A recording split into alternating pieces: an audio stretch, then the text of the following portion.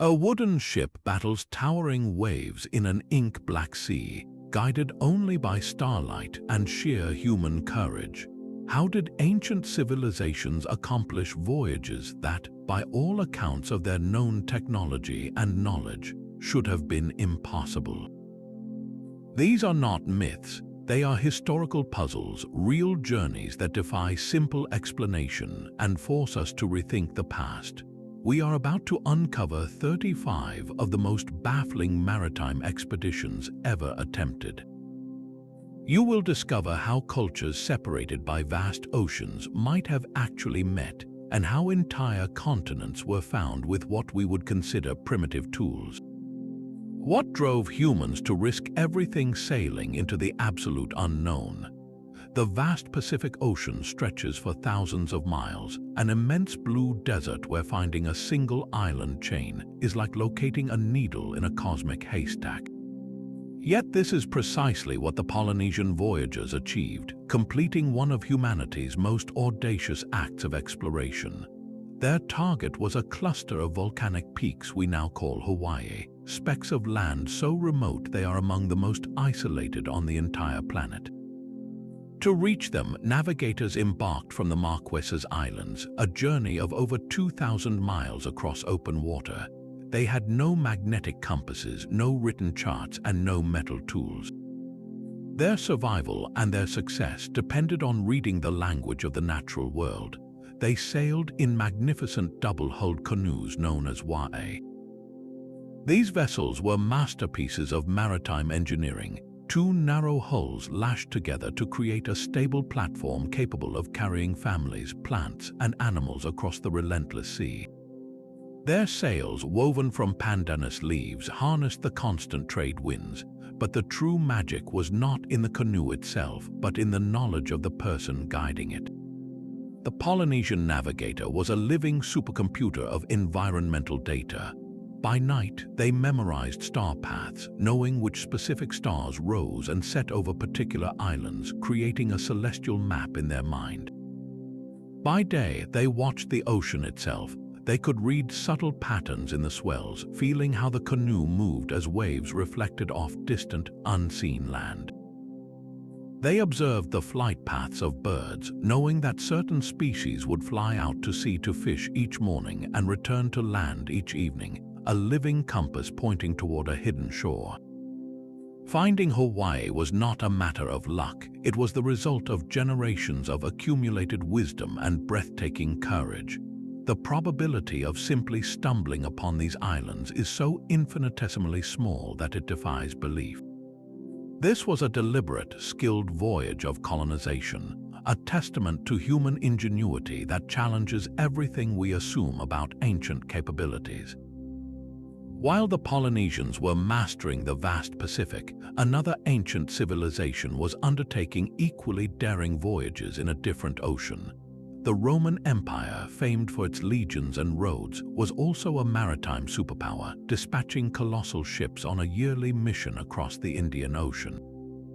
These were not simple coastal traders. They were enormous vessels, floating warehouses that set sail from Egyptian ports like Berenice, on a direct course for the spice-rich coasts of India. Their journey was a monumental gamble across open water, covering a distance of over 3,000 miles. The navigators faced a profound geographical mystery. They knew the latitude of their destination, how far north or south it was, but its longitude, its position eastward, was a complete unknown. A mistake in calculation could mean missing the subcontinent entirely and vanishing into the endless expanse of the sea.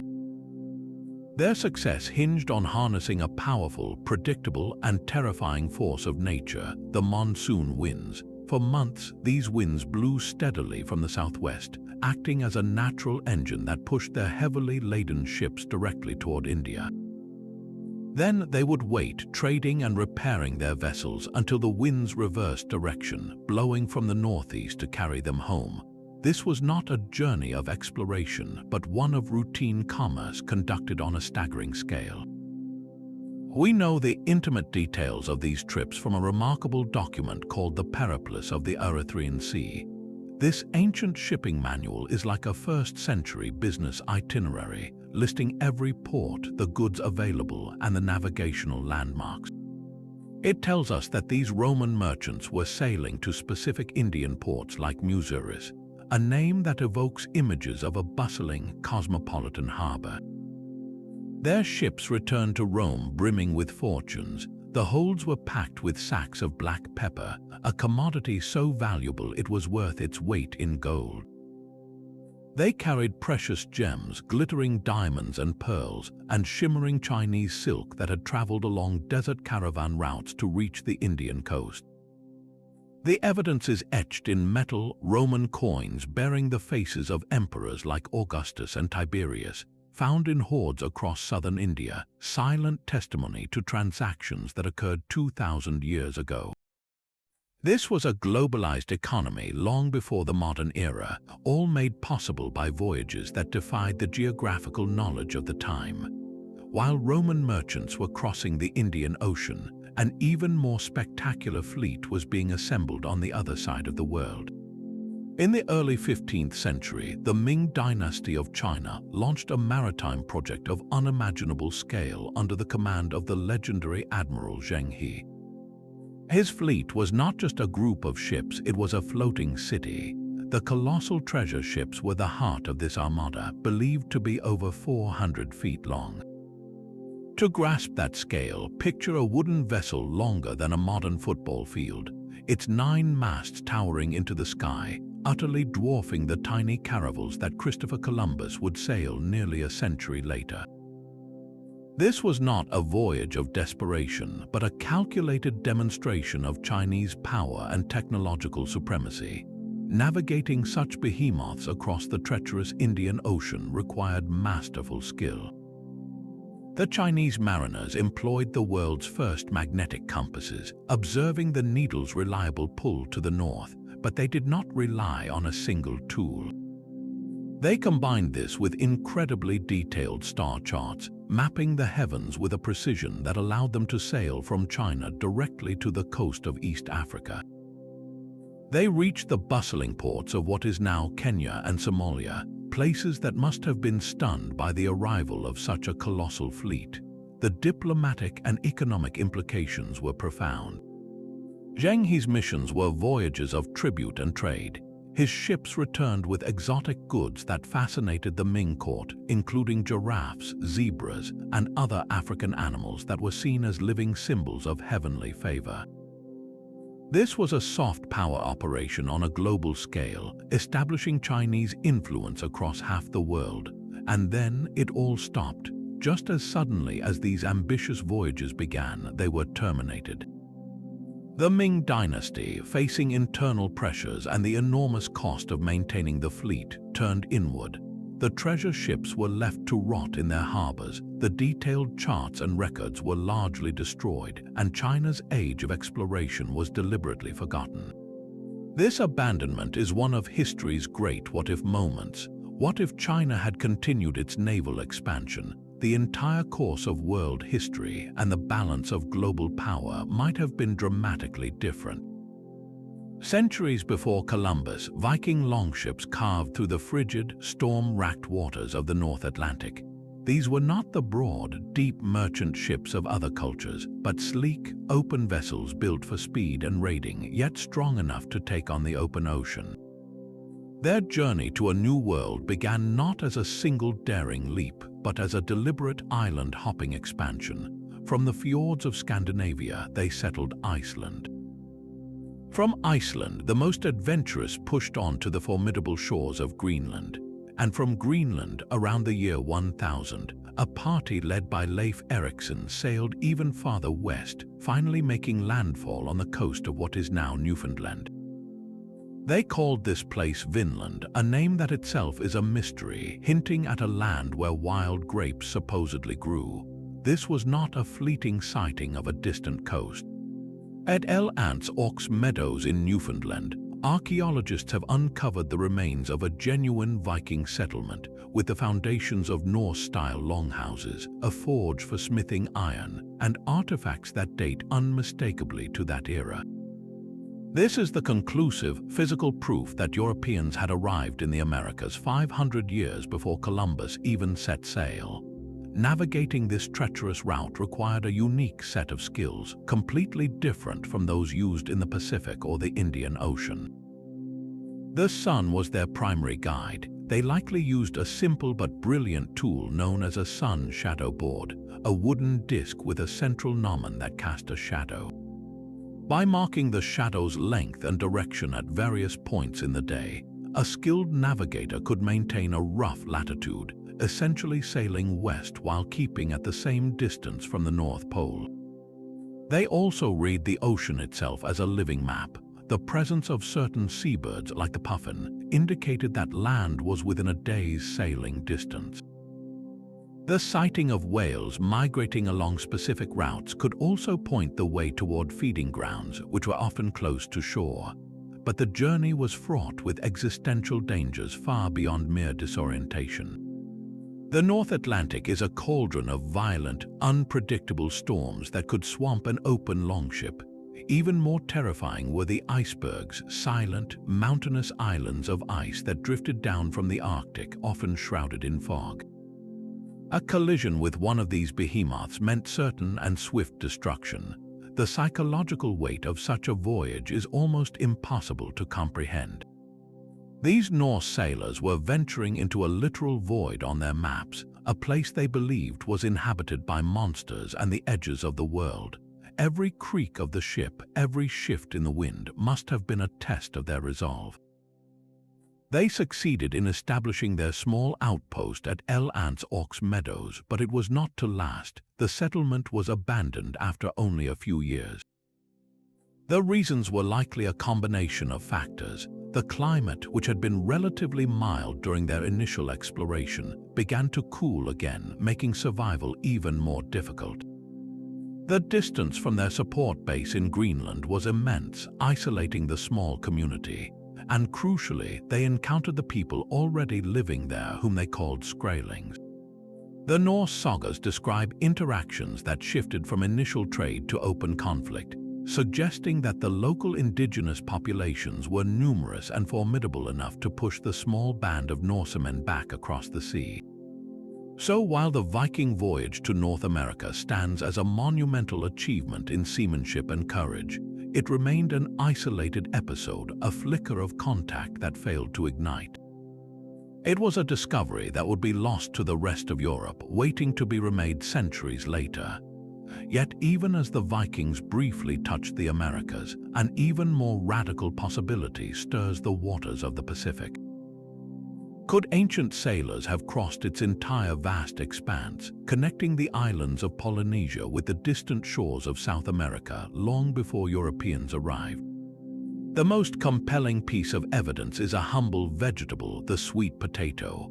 This nutritious crop, which we know originated in the Andes Mountains of South America, was found thriving across Polynesia when European explorers first arrived. The Maori of New Zealand called it the kumara, a word strikingly similar to the Quechua term from the Andes, kayuma, for a plant that cannot survive prolonged immersion in salt water. Its presence across thousands of miles of ocean suggests a human hand carried it. This botanical mystery is supported by artistic clues. On both sides of the Pacific, archaeologists point to shared cultural motifs, like stone carvings that depict eerily similar divine figures. The theory proposes a two-way street of contact, suggesting that Polynesian navigators, the greatest open ocean explorers in human history, might have reached South America and returned home, or that South American sailors drifted west on ocean currents, carrying their native foods with them. To test this controversial idea, a daring 20th century adventurer named Thor Heyerdahl devised a spectacular experiment. He argued that such a voyage was possible using only the materials and technology available in pre-Columbian times. In 1947, Heyerdahl and a small crew constructed a simple balsa wood raft, which they named the Kon-Tiki, and set sail from the coast of Peru.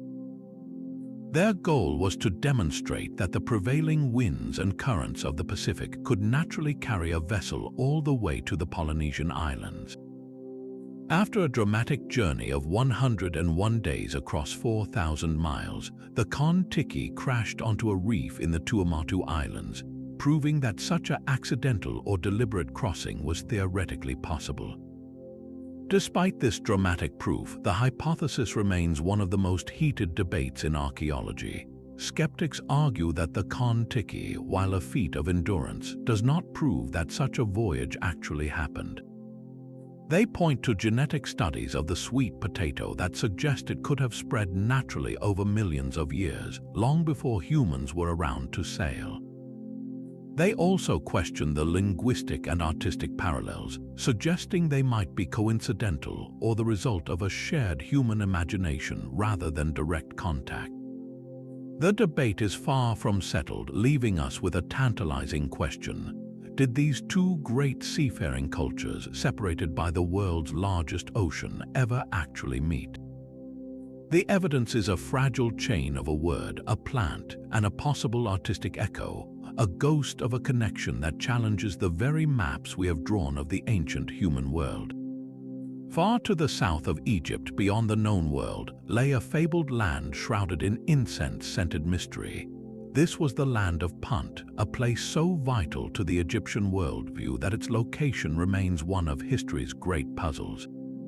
For the pharaohs, Punt was the ultimate source of divine luxury, a distant realm that supplied the frankincense and myrrh essential for temple rituals, the electrum and gold that adorned their palaces, and exotic live animals like baboons and leopards. The most famous voyage to this enigmatic land was commissioned by the female pharaoh Hatshepsut in the 15th century before the Common Era. She did not send a military force but a grand trading expedition, and she immortalized its success in breathtaking detail on the walls of her magnificent mortuary temple at Deir el-Bahri. These carved reliefs are like a Bronze Age documentary showing the great seagoing vessels with their single massive sails, their hulls packed with potted trees. They depict the Egyptian sailors loading their ships with the treasures of Punt, including heaps of aromatic resin and those precious, struggling myrrh trees, their roots carefully balled in baskets for the long journey north.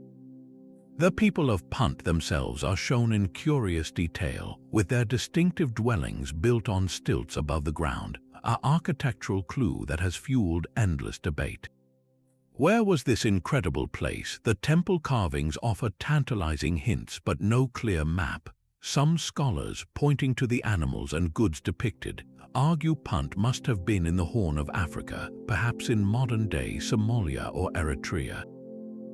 Others, noting the maritime skills required, place it across the Red Sea on the Arabian Peninsula in the region of modern Yemen. The truth is, we may never know for certain. This ambiguity makes the Egyptian achievement even more profound. Organizing a successful round-trip sea voyage of such length during the Bronze Age was a staggering logistical feat. These were not river barges but proper seagoing ships constructed from cedar planks, lashed together and sealed with pitch, capable of surviving the treacherous currents of the Red Sea. The expedition required planning for months of sailing, securing fresh water and food, and navigating by the stars along a coastline that was largely unmapped and unknown. Hatshepsut's voyage was not an act of blind exploration, but a highly organized commercial mission to a known, yet fantastically remote, partner. It stands as a powerful reminder that global trade networks, powered by incredible maritime courage, existed long before the age of empires we more commonly recall. Herodotus, the Greek historian often called the father of history, recorded a story so strange he did not even believe it himself. He wrote of an expedition commissioned by the Egyptian pharaoh Necho II around 600 years before the Common Era. The pharaoh, he claimed, hired a crew of Phoenician sailors, the most skilled mariners of the ancient world, and ordered them to attempt the impossible, to sail around the entire continent of Africa. According to the tale, the voyage took them 3 full years. They would sail down the Red Sea, follow the mysterious coast southward, and somehow return to Egypt through the Pillars of Hercules, what we now call the Strait of Gibraltar. To accomplish this, they would have to sail a distance of over 15,000 miles in ships that were little more than open wooden galleys. The most incredible part of their report, and the detail that made Herodotus so skeptical, was their claim about the sun. They said that during a part of their journey, the sun was on their right hand to the north of them as they sailed. For anyone living in the northern hemisphere, this statement would sound like pure nonsense. The sun always passes to the south, but if their story was true and they had traveled far enough south, they would have crossed the equator. Once south of that line, the sun would indeed appear in the northern part of the sky, precisely as they described. This single, bizarre observation is the strongest piece of evidence that the voyage might have actually happened. It is a detail that no ancient Greek or Egyptian could have invented without first-hand experience. The type of ship used for such an endeavor would have been a Phoenician galley, a vessel both elegant and rugged. These were not the vast, deep-bellied cargo ships of the Romans, but long, narrow boats powered by a square sail and banks of oarsmen. They were perfect for coastal exploration, allowing the crew to beach their craft each night to forage for food and fresh water, a necessary strategy for a journey lasting years. They would have followed the coastline meticulously, a method called cabotage, never letting land fully disappear from sight. This slow, patient progress is likely what stretched the voyage to 3 years. The sheer scale of the undertaking is what divides modern historians. Is this a record of a genuine circumnavigation, or is it a compilation of many smaller, shorter voyages stitched together into a single legendary tale? The logistics seem staggering. How did they carry enough food and water? How did they repair their ships? How did they maintain morale during such an epic and terrifying journey into the complete unknown? Yet the Phoenicians were not ordinary sailors. They founded colonies from Carthage in North Africa to Cadiz in Spain, and some evidence suggests they may have even sailed as far north as Britain for tin. Their maritime skills were unparalleled. If any ancient culture possessed the knowledge and the courage to attempt such a circumnavigation, it would have been them. The story of the Phoenician voyage hangs in a tantalizing balance, a single thread of a sun observation holding the weight of an entire continent. It forces us to ask if one of the greatest feats of exploration in human history was accomplished 2,000 years before the Portuguese finally did it, and then was simply dismissed as a tall tale. Centuries after the Phoenician tale, a lone Greek merchant from the bustling port of Massalia undertook a journey that would stretch the very limits of the known world. Pytheas was not a conqueror but a scientist driven by an insatiable curiosity about the northern realms. Around 320 years before the Common Era, he sailed his modest galley through the Pillars of Hercules and turned north, venturing into the cold, fog-shrouded waters that were little more than a terrifying legend to the Mediterranean mind.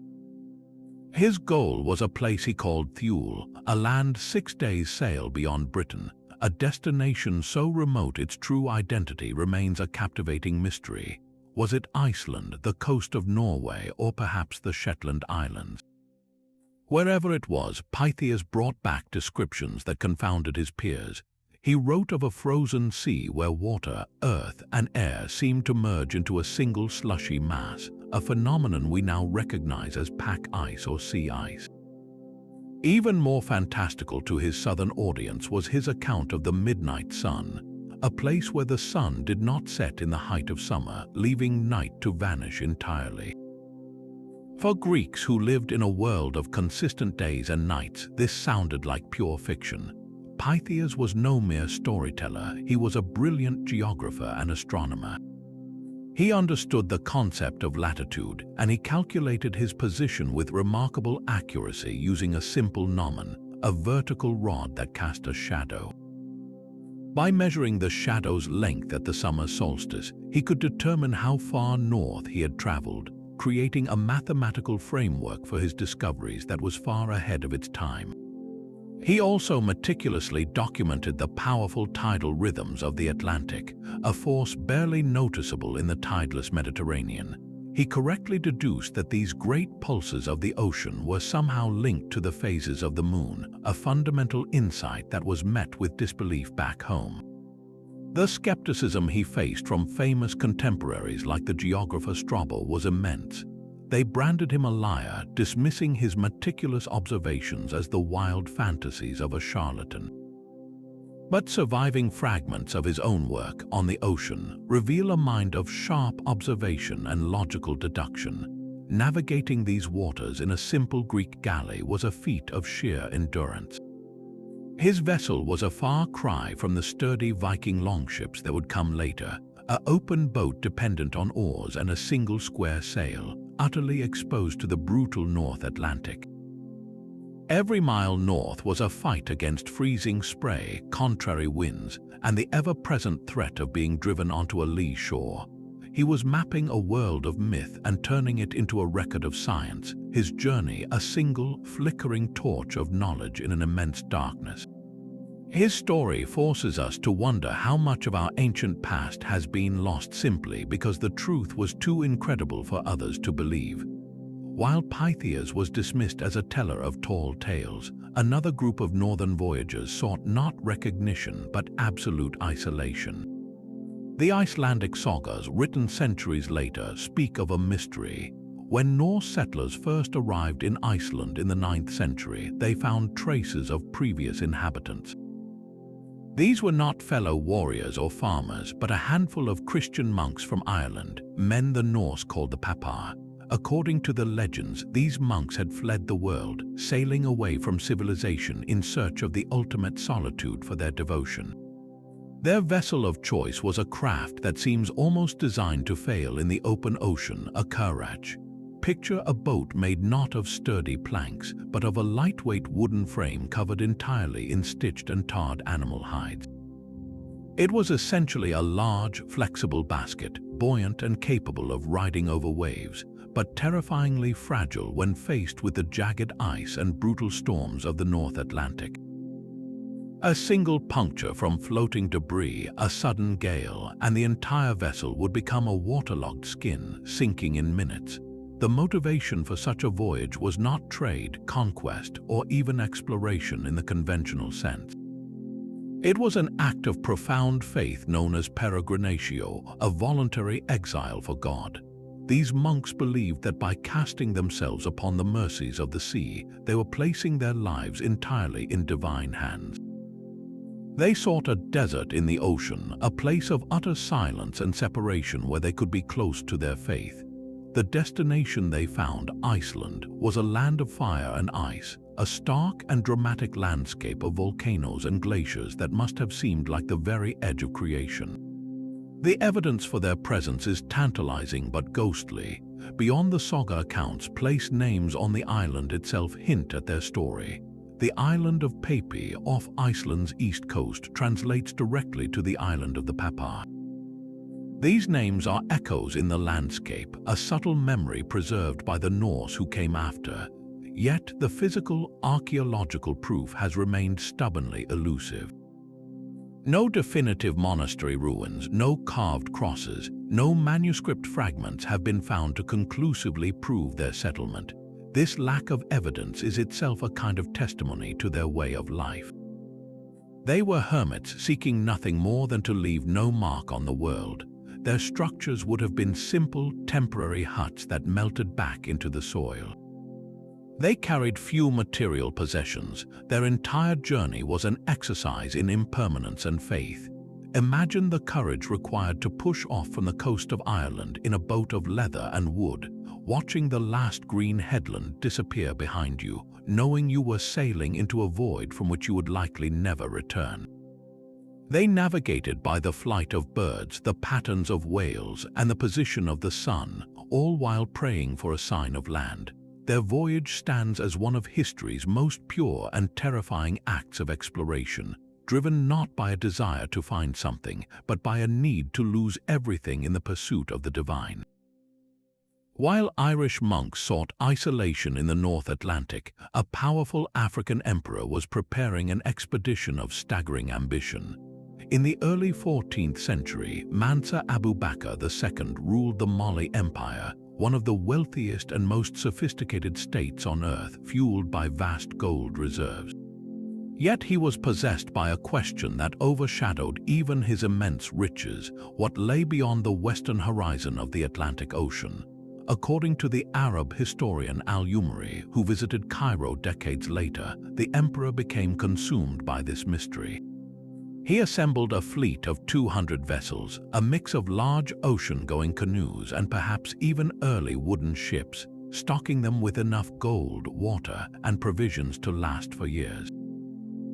He sent this initial fleet westward, commanding them not to return until they had found the edge of the ocean.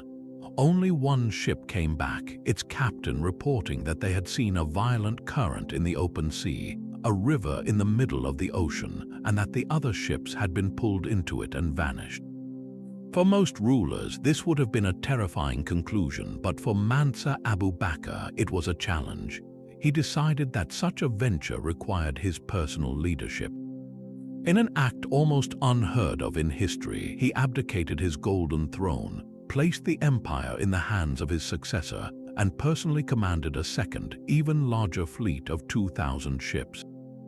He sailed with them into the Atlantic and was never seen again. The types of boats used in this grand venture are key to understanding its plausibility. The Mali Empire had access to both large dugout canoes, capable of carrying dozens of men and supplies, and possibly larger vessels built with planks, influenced by maritime trade along the West African coast. These were not simple river craft. They were capable of riding the powerful currents that flow from Africa toward the Americas. The Canary Current and the North Equatorial Current act like a conveyor belt, sweeping vessels from the coast of Senegal and Gambia directly toward the Caribbean and the northeastern coast of South America. A voyage driven by these currents would not be a direct, purposeful sail, but a drift voyage, one that could take weeks or months, but one that is physically possible. This is the foundation of the most provocative theory that some of these Malian vessels, stocked with years of supplies, could have survived the journey and made landfall in the New World. The evidence for such a contact is fragmentary but compelling. When Columbus reached the Americas, he recorded in his journals that the native people of Hispaniola told him of black-skinned people who had come from the east in trading vessels, possessing spear tips made of a metal called guanin. This word is strikingly similar to the Manding word for gold, and laboratory analysis of Mesoamerican artifacts has confirmed the use of West African gold in some pre-Columbian objects. Furthermore, ancient Olmec stone heads in Mexico, carved from colossal basalt boulders, depict faces with unmistakably African features, complete with full lips and broad noses.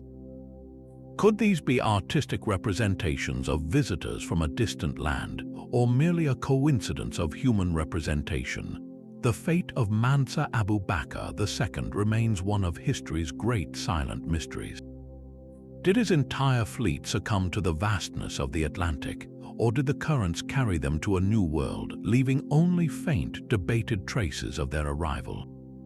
His story is a profound testament to a human curiosity so powerful it compelled a king to trade an empire for an ocean. Long before the Polynesians set sail, their distant ancestors embarked on a migration just as audacious. The Lapita peoples, starting from the islands of near Oceania around 1500 years before the Common Era, launched a wave of colonization that forever changed the human map of the Pacific. They sailed eastward from the Bismarck archipelago, leaving the site of known islands behind and venturing into a void we call remote Oceania. This was a leap into absolute emptiness, targeting specks of land like Fiji, Tonga, and Samoa, islands so remote they were completely invisible from any starting point. Finding them was not a matter of chance, but of supreme skill and unwavering intent. Their vessel of choice was the outrigger sailing canoe, a masterpiece of early maritime engineering.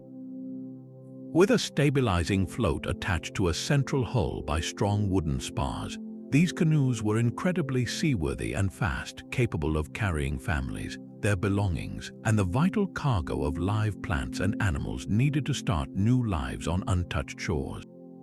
The Lapita did not drift, they navigated with a sophisticated understanding of their environment. They were deep-sea wayfinders, reading the stars as a cosmic compass. They watched the patterns of migrating birds, knowing certain species always flew toward land. They learned to feel the subtle deflection of ocean swells as they bounced off unseen islands hundreds of miles away, a skill that turned the sea itself into a shimmering, living map.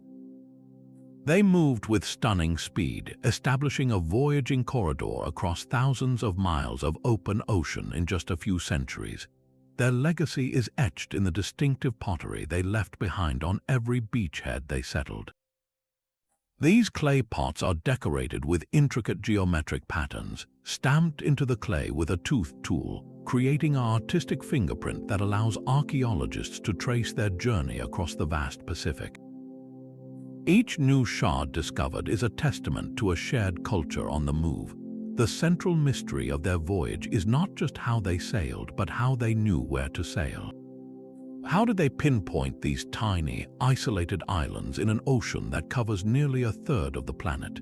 The answer seems to lie in a deliberate strategy of exploration and information gathering. They may have sent out small, specialized scouting parties on one-way voyages into the prevailing winds. If a scout found new land, they would settle it.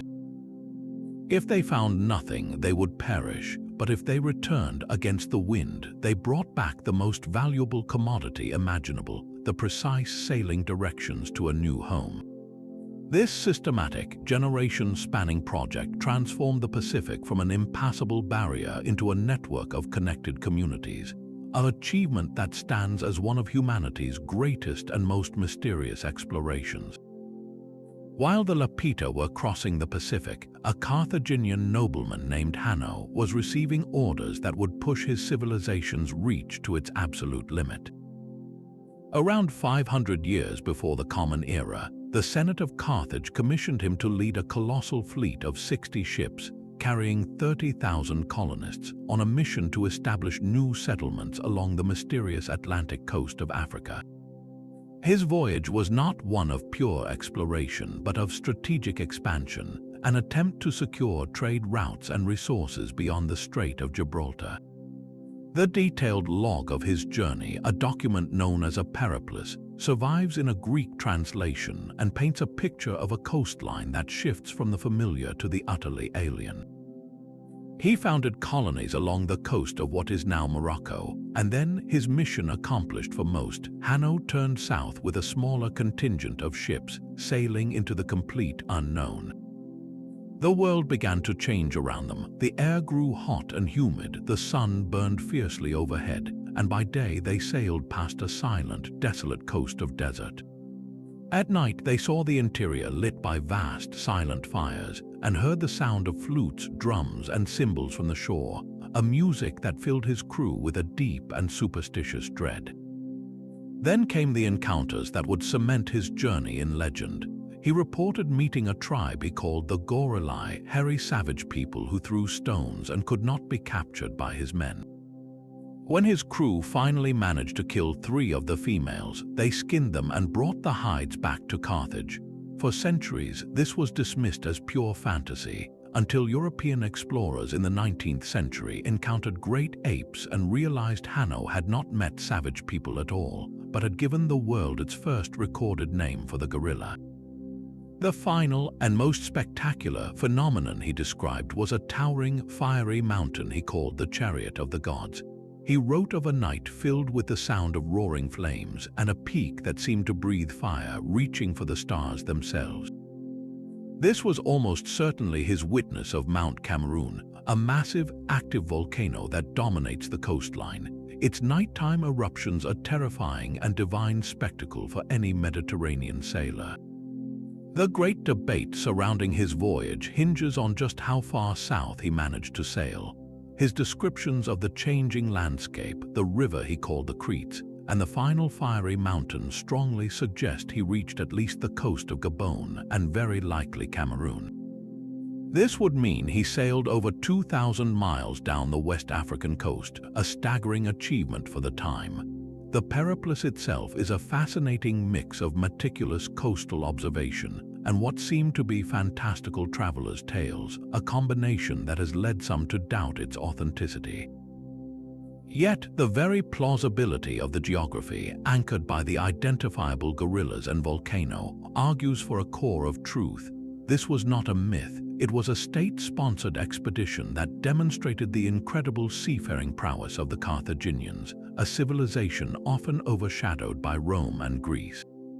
It proves they were not confined to the Mediterranean, but were capable of launching ambitious voyages into the Atlantic, mapping coasts and encountering ecosystems that would remain a mystery to the rest of Europe for the next 2,000 years. The story of Jason and his Argonauts is more than a myth of golden fleeces and clashing rocks.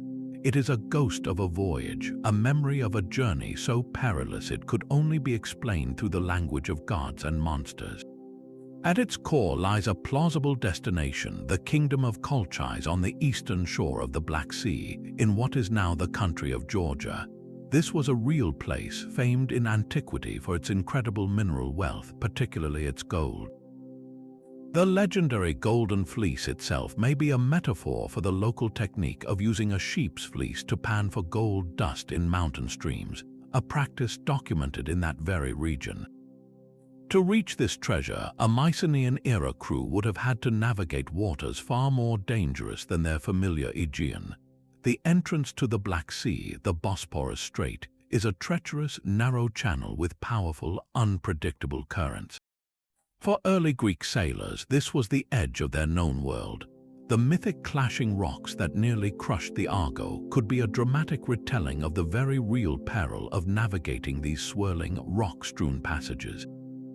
Once inside, the Black Sea presented its own horrors, a vast, deep body of water prone to sudden, violent storms and shrouded in fog.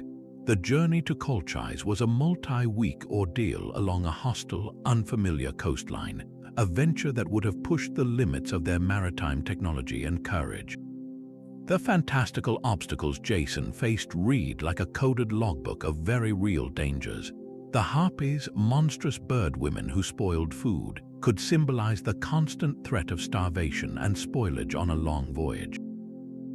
The bronze giant tollos who hurled rocks at the ship from the coast of Crete might represent the very real hostility of local tribes protecting their shorelines from foreign vessels. These stories served a practical purpose. They transmitted vital navigational knowledge and cultural warnings across generations through the power of epic poetry. The tale of the Argonauts, first written down centuries later, almost certainly has its origins in the Bronze Age during the height of the Mycenaean civilization. This was a time when Greek traders and adventurers were first pushing into the Black Sea, establishing early contact with the sophisticated cultures of the Caucasus. Their ships were not the grand vessels of later eras, but smaller, oar-powered galleys, vulnerable and exposed. A successful return voyage from Colchis, laden with gold, would have been the stuff of legend, an achievement so extraordinary it demanded a heroic narrative. This was a voyage that bridged the world of the known Mediterranean and the mysterious East, turning impossible geography into a highway for myth and trade. Across the Indian Ocean, a migration just as profound as any Pacific voyage was quietly unfolding. The island of Madagascar, lying just 250 miles off the coast of Africa, holds a secret in the very DNA of its people. The Malagasy language does not belong to the African Bantu family spoken by its neighbors on the mainland. Instead, its deepest roots are in the islands of Southeast Asia, over 4,000 miles away. This linguistic trail is the first clue to one of history's most astonishing long-distance sea journeys, the Austronesian settlement of this colossal island. The primary ancestors of the Malagasy people were not Africans, but seafarers from Borneo. Genetic studies confirm this incredible link, showing a clear and dominant Southeast Asian ancestry mixed with influences from the nearby East African coast. This means that around 1,500 years ago, men and women set out in outrigger canoes from the Indonesian archipelago and sailed directly across the entire breadth of the Indian Ocean.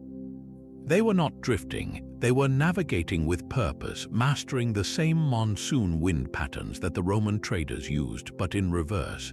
They would have caught the steady summer winds blowing from the southeast, a natural highway that would have carried them on a long, arcing journey toward the coast of Africa and the massive, unknown island that lay beside it. Finding Madagascar was a navigational miracle. It is a single, immense landmass in an otherwise empty expanse of ocean. To reach it required maintaining a westerly course for weeks on end, using the stars as a guide and reading the subtle signs of the sea, like changes in bird life and swell patterns that hinted at a distant shore. The mystery deepens when we consider the human landscape they encountered.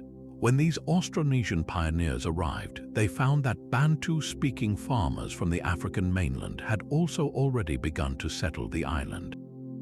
This was not the discovery of an empty paradise, but the meeting of two completely separate human expansions, one from the east and one from the west, converging on the same piece of land after epic journeys. The question of why they came remains. Was it a deliberate act of colonization, a search for new resources, or was it an accidental voyage, a single canoe or a small fleet blown off course by a storm, whose survivors found themselves on a shore so vast they could never hope to sail back? Whatever the reason, their arrival permanently shaped the world. They brought with them the staples of Southeast Asian life, including rice cultivation and the banana plant, which would become fundamental to the island's ecology and economy. The culture that emerged is a unique fusion, a living bridge between Asia and Africa. The outrigger canoe, the vessel that made this impossible journey possible, is a testament to Austronesian maritime genius. These were not simple rafts, but sophisticated sailing craft with a stabilizing float attached to a central hull, making them incredibly stable and seaworthy in the open ocean. They were capable of carrying families, tools, and the vital cargo of plants and animals needed to start a new life on a foreign shore. This voyage stands as a silent, monumental achievement. It reminds us that the map of the ancient world was far more interconnected than we often assume. Its oceans not barriers, but highways for the most ambitious and skilled of sailors. Roman merchants pushed their ships beyond the familiar spice routes of India, sailing further east toward a fabled island known as Taprobane. This was the name the ancient world gave to Sri Lanka, a place shrouded in such mystery that it seemed to sit at the very edge of the world. The Roman fascination with this island was immense, fueled by tales of its immense wealth, its strange animals like elephants and pearls the size of bird eggs, and a king who ruled with justice and splendor. According to the naturalist Pliny the Elder, a remarkable event occurred during the reign of the Emperor Claudius. A freedman of a Roman financier, blown off course on a trading run to India, was rescued by the king of Taprobane. The king, in a stunning act of diplomacy, sent 4 ambassadors back to Rome with this freedman. This was not a chance encounter, but a formal diplomatic mission initiated by a ruler who understood the power of the empire to his west. The journey these ambassadors undertook was staggering. It required a sea voyage of over 3,000 miles from Sri Lanka across the wild, unpredictable Indian Ocean, a journey far longer than the standard run from Egypt to India. For Roman merchants, reaching Taprobane was the pinnacle of long-distance trade.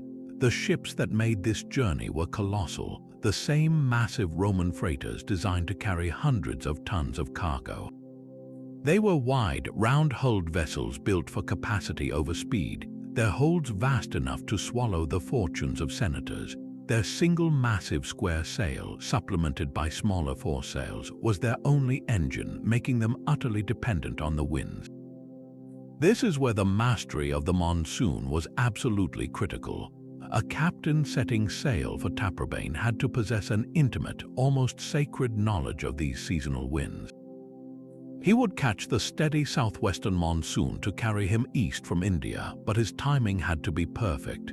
The return journey, laden with the treasures of the island, depended entirely on catching the reverse northeastern monsoon. A miscalculation of even a few weeks could strand a ship and its crew for months in a foreign port, or worse, leave them trapped in the doldrums, a windless expanse of glassy sea and desperate thirst.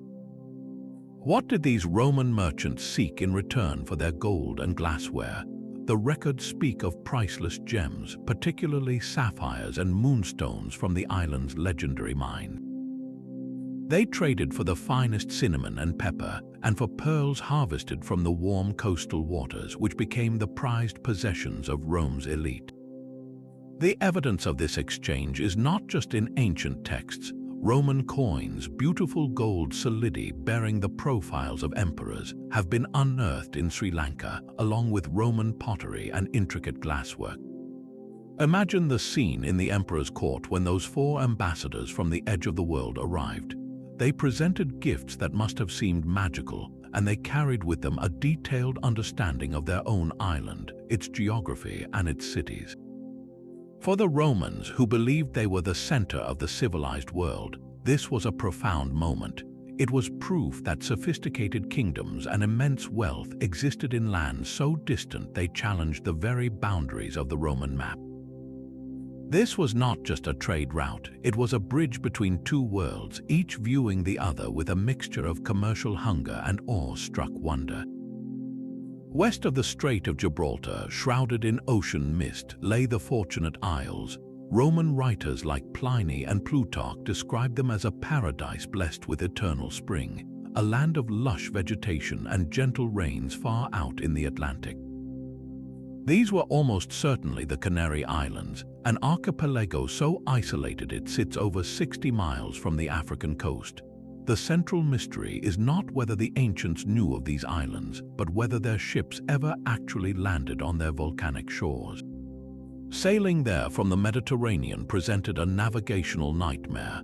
To reach the Canaries, a ship had to exit the Strait of Gibraltar and immediately turn south, fighting against both the powerful Canary Current and the prevailing northeasterly trade winds. This was a brutal upstream battle, requiring a vessel to tack back and forth relentlessly, making slow, exhausting progress against the very forces of nature that later sailors would use to fly across the ocean. For a typical Roman merchant ship, a broad-beamed, sail-dependent vessel, this was an immensely difficult task. It suggests that any successful voyage would have required a special, state-sponsored mission with a ship designed for such a punishing effort, or perhaps the inherited knowledge of an earlier, more nimble seafaring people. This is where the Phoenicians enter the story. Centuries before Rome, these master mariners had sailed beyond the Pillars of Hercules and founded colonies down the Atlantic coast of Africa. It is entirely plausible that Phoenician sailors, in their agile, oar-assisted galleys, discovered the Canaries first, and that the knowledge of these islands was simply passed down through the ages to the Romans, who recorded the legends. The most tantalizing piece of physical evidence comes from the islands themselves. On Lanzarote and Fuerteventura, archaeologists have uncovered fragments of pottery that some argue are distinctly Roman in origin. These are not towering ruins or hoards of coins, but simple, broken shards that could have come from amphorae, the ceramic jars used to transport wine, oil, and grain. If authentic, these humble fragments would be monumental. They would be the smoking gun, proving that a Roman ship, or at least its cargo, made it to the beach. Yet the debate is fierce. Skeptics point out that the evidence is sparse and could be explained by later shipwrecks, perhaps from medieval or even early modern periods. The fragments could also be from Spanish settlers who arrived millennia later, using pottery styles that echoed ancient forms. Without a clear, datable context like a shipwreck or a settlement layer, the pottery remains a ghost of a possibility. This leads to the final, crucial question. If the Romans or the Phoenicians could reach the Canary Islands, why did they not stay? Why was there no lasting colony, no permanent trade route established with this fertile paradise? The answer likely lies in the sheer economic and logistical difficulty of the return journey. Sailing back to the Mediterranean meant sailing directly into those same contrary winds and currents. The voyage out was hard, but the voyage home could have been nearly impossible for a heavily laden ship. The effort and risk simply may not have been worth the reward. The islands offered no known gold or spices, only a pleasant climate and fresh water, commodities the Mediterranean world already had in abundance. So the Fortunate Isles remained a legend on the edge of the map, a place that might have been visited but was never truly connected, a destination whose reality was just barely within reach of the ancient world's most ambitious sailors. The Atlantic's grey expanse held more than just the ghosts of Malian emperors. Centuries before Abu Bakr, another story of faith and impossibly long voyages was being written, not by kings but by monks. This is the legend of Saint Brendan the Navigator, an Irish abbot who, in the 6th century, is said to have sailed a leather boat across the ocean to find a paradise he called the Promised Land of the Saints. His story is preserved in a wildly popular medieval text, the Navigatio Sancti Brendani, a tale brimming with pious wonders that challenge any attempt to find a historical truth.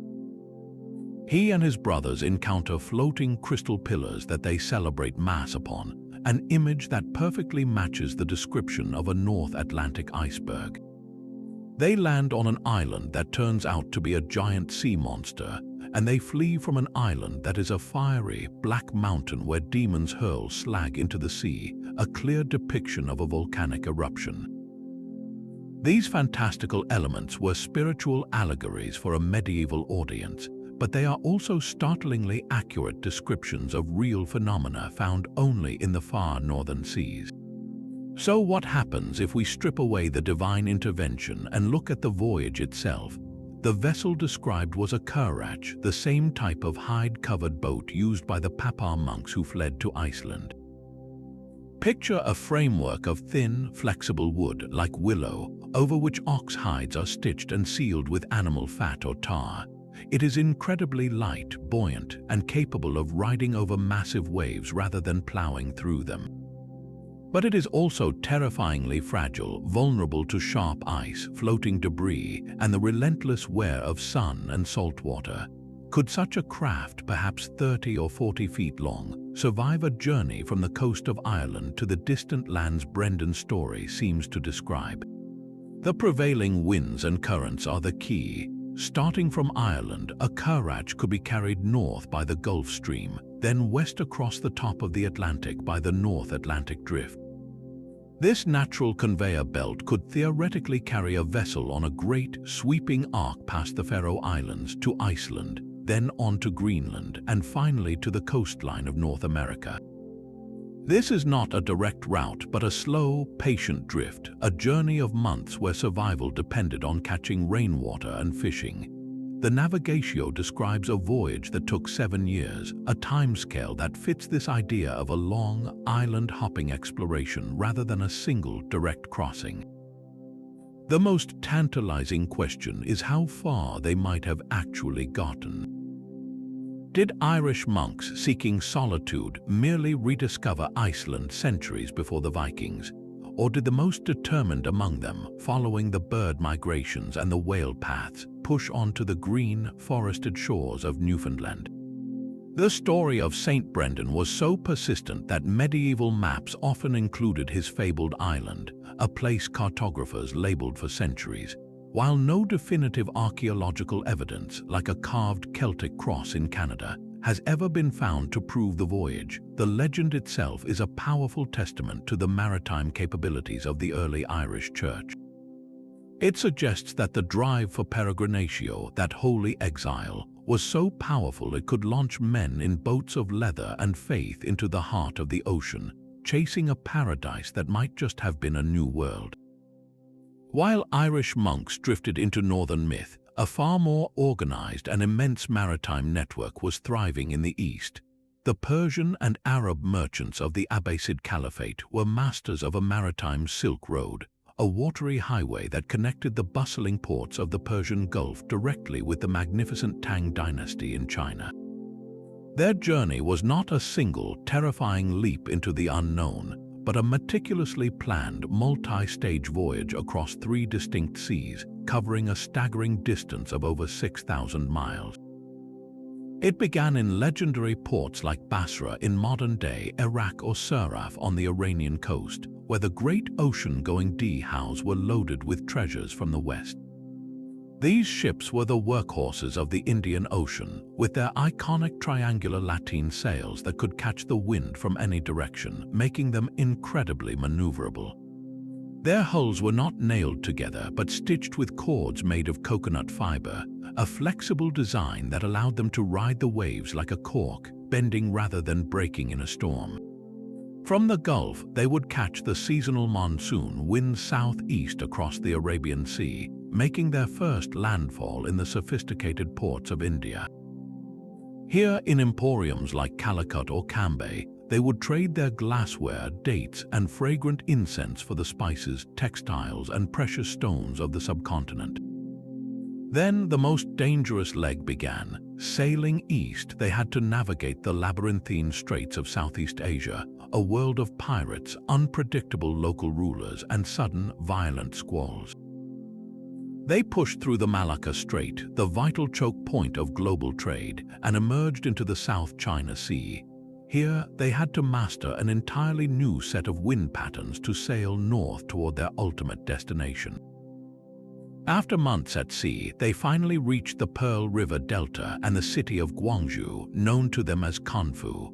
This was one of the greatest ports in the world, a melting pot where thousands of foreign merchants lived in a designated foreign quarter. The cultural exchange was profound. Arab merchants introduced the Middle East to Chinese inventions like paper and porcelain, while they carried back silks, lacquerware, and the fine ceramics that would fill the palaces of Baghdad. We know the intimate details of this trade from the accounts of merchants like Suleiman al-Tajir, who traveled these routes in the 9th century. He wrote of the vastness of Chinese cities, the strange customs he observed, and the sophisticated administration of the port, where a special commissioner was appointed to manage the foreign ships and collect tariffs. He even noted, with a mix of fascination and concern, the Chinese habit of drinking tea, a beverage still unknown in the West. This was not a voyage of conquest or desperate exploration, but one of routine, highly profitable commerce. Its success hinged on a deep, generational understanding of the ocean's rhythms across half the world.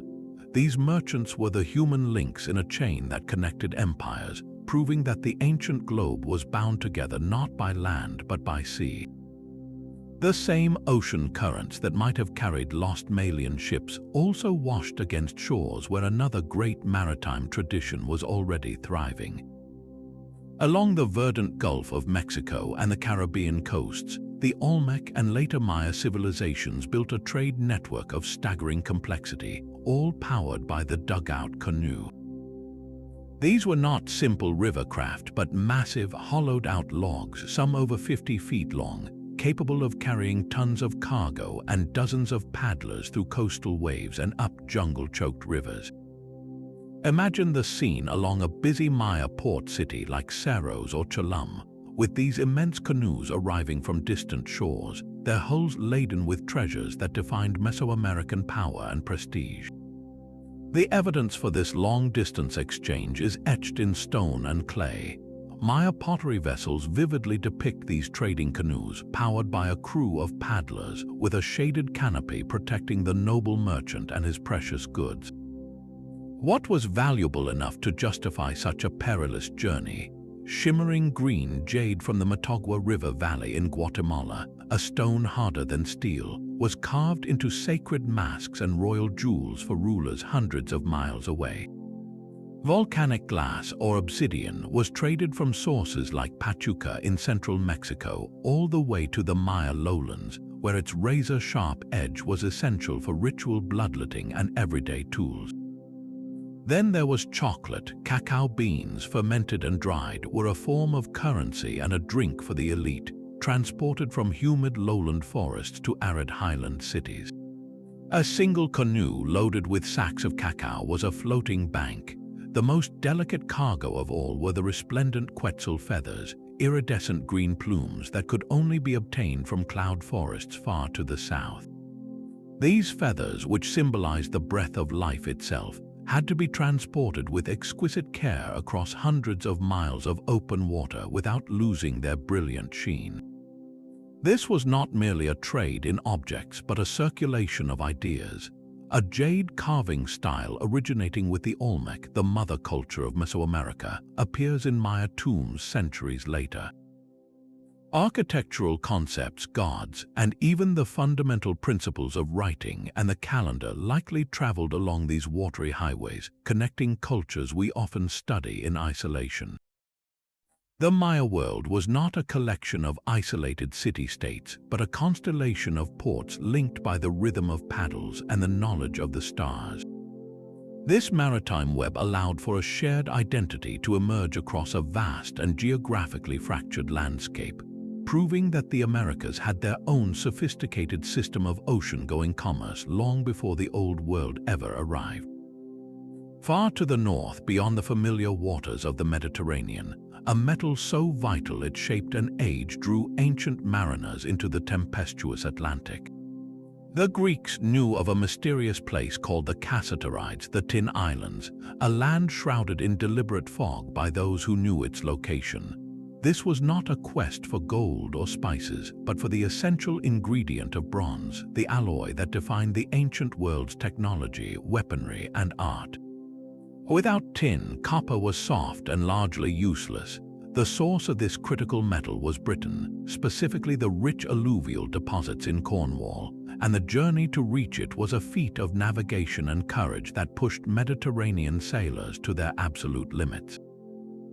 The first to master this route were the Phoenicians, the master traders of the ancient world. Operating from their powerful city-states like Tyre and Carthage, they guarded the secret of the Tin Islands with a ruthless commercial instinct. Their ships, agile galleys equipped with both sail and oars, would have exited the Strait of Gibraltar and turned north, leaving the warm, predictable Mediterranean for the cold, storm-racked waters of the Atlantic. They faced a brutal coastline of sheer cliffs, treacherous shoals, and crashing waves, a world away from the calm seas they knew. The voyage was a slow, dangerous crawl along the coast of Iberia and Gaul, a journey of weeks where every day brought the risk of being driven onto a lee shore by a sudden gale. Why endure such hardship? The profit was astronomical. By controlling the sole known source of tin for the entire Mediterranean, the Phoenicians could charge exorbitant prices, creating a monopoly that fueled their wealth for centuries. They would trade with the local Celtic tribes of Britain for the precious metal, likely exchanging fine pottery, wine, and glass for raw tin ingots. The Greek historian Herodotus, writing in the 5th century before the Common Era, speaks of the Cassiterides with a hint of frustration, acknowledging their existence but confessing he could not learn their precise location from the tight-lipped Phoenicians. This secrecy was their greatest weapon. By the 4th century, however, Greek mariners from the colony of Massalia, modern-day Marseille, began to break the Phoenician monopoly. A bold navigator named Pytheas, whom we have met before, is credited with this breakthrough, sailing to Britain and providing the first detailed, first-hand account that brought this distant land into the clear light of the classical world. He described the triangular shape of the island, the long summer days, and the Celtic people who threshed their grain in large barns to protect it from the rain. His writings, though largely lost, were quoted by later geographers, gradually incorporating Britain into the known world, transforming it from a merchant's secret into a documented place on the map. This was more than a trade route. It was the first thread connecting the classical civilizations of the south to the misty isles of the north, a connection forged by the relentless human demand for a metal that could conquer copper and build empires. Those Japanese envoys faced a crossing so deadly it was a gamble with the state's future. From the 7th to the 9th centuries, the Japanese court dispatched official embassies known as kentoshi to the magnificent Tang dynasty in China. Their mission was to learn everything from law and philosophy to art and architecture and bring this knowledge home. But the price for this cultural transfusion was paid in ships and lives on the brutal East China Sea. The standard route was a direct but terrifying shot from the Japanese island of Kyushu to the mouth of the Yangtze River, a journey of several hundred miles across one of the most unpredictable oceans on Earth.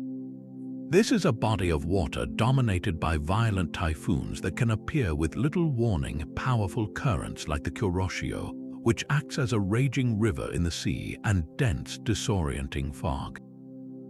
A ship caught in a storm here had almost no chance of survival. The failure rate was staggering. Historical records indicate that out of the 16 major missions sent, a significant number met with disaster. Ships were blown off course, vanished without a trace, or were wrecked on rocky coasts, their precious cargo of scholars and diplomats lost to the deep. The vessels they sailed in were not sleek, agile craft, but broad, wooden envoy ships built for capacity over speed.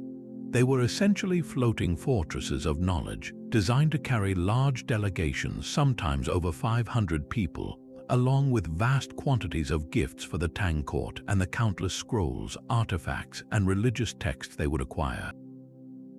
Their construction was robust, with multiple watertight compartments, a technique far ahead of its time, but even this was often no match for the sea's fury. To even attempt the crossing, the Japanese often relied on the expertise of Korean pilots, men who possessed an intimate, hard-won understanding of the treacherous currents and weather patterns of this particular sea. This was a state-sponsored endeavor of the highest order, an immense financial and human investment where the entire nation's cultural advancement was staked against the ocean's indifference. When a mission did succeed, the payoff transformed Japan. The returning envoys brought back the very foundations of classical Japanese civilization. They carried the intricate characters of Chinese writing, which Japan adapted to create its own first script. They imported the profound philosophies of Buddhism, which would shape the country's spiritual life for millennia. They studied the Tang capital's grand urban planning and returned to build their own majestic capital at Nara, modeled directly on the Chinese grid system. They brought back new techniques for painting, sculpture, and ceramics, and crucially, the complex legal and administrative codes that would help centralize the Japanese state. Each successful return was a cultural big bang, propelling Japan forward by centuries in a single voyage. This was not merely a trade in goods, but a wholesale importation of an entire worldview, a calculated risk where the potential for national rebirth was deemed worth the very high probability of a watery grave. While Alexander the Great's armies marched through deserts, his fleet faced a terror all their own upon the water. After his campaign in India, Alexander ordered his admiral Nearchus to sail the entire fleet home. Their mission was to navigate from the mouth of the Indus River all the way back to the Persian Gulf, a voyage of over 1,000 miles along a coastline that was a complete blank on Greek maps. This was the brutal coast of Jedrosia, what we now call the Makran, a sun-scorched wasteland of jagged cliffs and barren shores.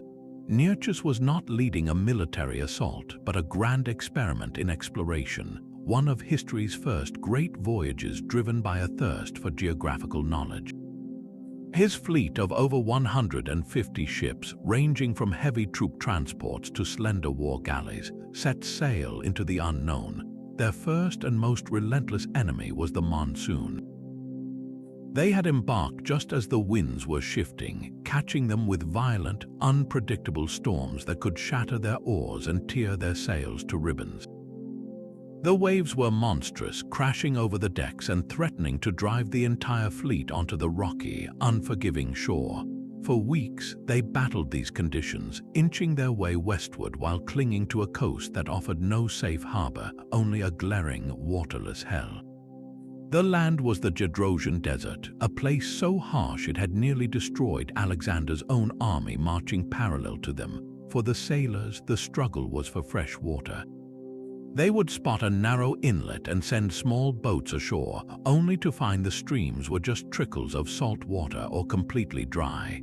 The local inhabitants, who lived a desperate existence in this landscape, saw the Greek fleet as a threat or an opportunity. Some were hostile, attacking the water parties with arrows and spears. Others were more curious, but communication was nearly impossible, adding a layer of tense uncertainty to every landing. Nearchus kept a detailed log, a chronicle of survival that reads like an epic. He recorded strange marine life, like whales which his men initially feared were sea monsters. He described the strange tides of the Arabian Sea, a phenomenon unfamiliar to sailors from the nearly tideless Mediterranean. His account is a masterpiece of early scientific observation, noting winds, coastal features, and the customs of the people they briefly encountered. This was more than a desperate retreat. It was a deliberate act of mapping the world. After months of this grueling journey, battling starvation and thirst, the shape of the land finally began to change. They rounded a prominent headland and the coastline curved northward. The water turned from the deep blue of the open ocean to the lighter, silt-laden green of the Persian Gulf. The sight of the familiar Gulf must have been an almost religious experience for the exhausted crews. Nearchus had done it. He had linked the world of India, which Alexander had conquered, with the heart of the Hellenistic world. His voyage filled in a massive blank space on the map, proving that the Arabian Sea was not an impassable barrier, but a highway that connected the East and the West. He brought back more than just a fleet. He brought back the knowledge that would tie the economies and cultures of two great regions together for centuries to come. The windswept cliffs of the Faroe Islands rise from the North Atlantic like a fortress of stone and mist, a place so remote it feels like the end of the world. Long before Norse settlers claimed these islands in the 9th century, a different group of people left their mark upon this stark landscape. According to the Icelandic sagas, when the first Norse explorers arrived, they found traces of earlier inhabitants, men the Norse called the Papar. These were Irish monks, and their presence rewrites the timeline of North Atlantic exploration. The archaeological evidence is subtle but persuasive. Beneath the layers of Norse settlement, scientists have found the remains of ancient Celtic habitation, including simple stone huts and enclosures that echo the style of early Irish monastic sites. Even more telling is the pollen evidence buried deep in the soil cores. Analysis reveals a distinct spike in cereal pollen, like barley, dating from a time before the Norse land nom, the taking of the land. This is the ghost of a garden, proof that someone was cultivating this harsh soil long before the Viking Age began. The voyage to reach this remote archipelago was a monumental feat in itself. Setting out from the Western Isles of Scotland or the coast of Ireland, these monks faced a journey of over 200 miles across some of the most treacherous waters on Earth. Their vessel was the same type of fragile craft used by Saint Brendan the Currach. Imagine a boat not of wood but of animal hide stretched over a flexible wooden frame, stitched together and sealed with tar. It was light and buoyant, but terrifyingly vulnerable to the North Atlantic's freezing spray and jagged ice. They navigated without charts, guided only by the sun, the stars, and the flight paths of seabirds, their entire journey an act of supreme faith. What drove these men to such an extreme and isolated life? It was a spiritual practice known as peregrinatio, a voluntary exile for God. They believed that by casting themselves upon the ocean, they were placing their lives entirely in divine hands, seeking a desert in the sea where they could be closer to their Creator. The Faroes offered that perfect solitude, a place of immense raw beauty where the only sounds were the wind and the crashing waves. Sustaining a community in such a place required incredible resilience. They would have relied on meager crops from their small plots, eggs from seabirds nesting on the cliffs, and fish from the rich coastal waters. Their existence was a delicate balance between prayer and survival, a testament to a devotion so powerful it could flourish on the very edge of the habitable world. Their story is one of history's quietest mysteries, a fleeting settlement that was eventually absorbed by the waves of Norse expansion. Yet its traces linger in the land itself, a whisper of the first people who dared to call these distant islands home. Long before classical Greece, another civilization ruled the waves from its island stronghold. The Minoans of Crete built a maritime empire so advanced their very survival depended on the sea. Their ships, immortalized in vibrant frescoes unearthed at Akrotiri, were not simple coastal vessels but formidable craft, propelled by banks of oarsmen and a single massive square sail, designed to command the Aegean.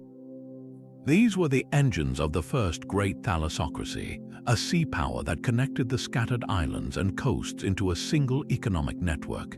Their voyages were driven by an urgent need for resources that their rocky island home lacked, especially the base metals required to forge the bronze that defined their age.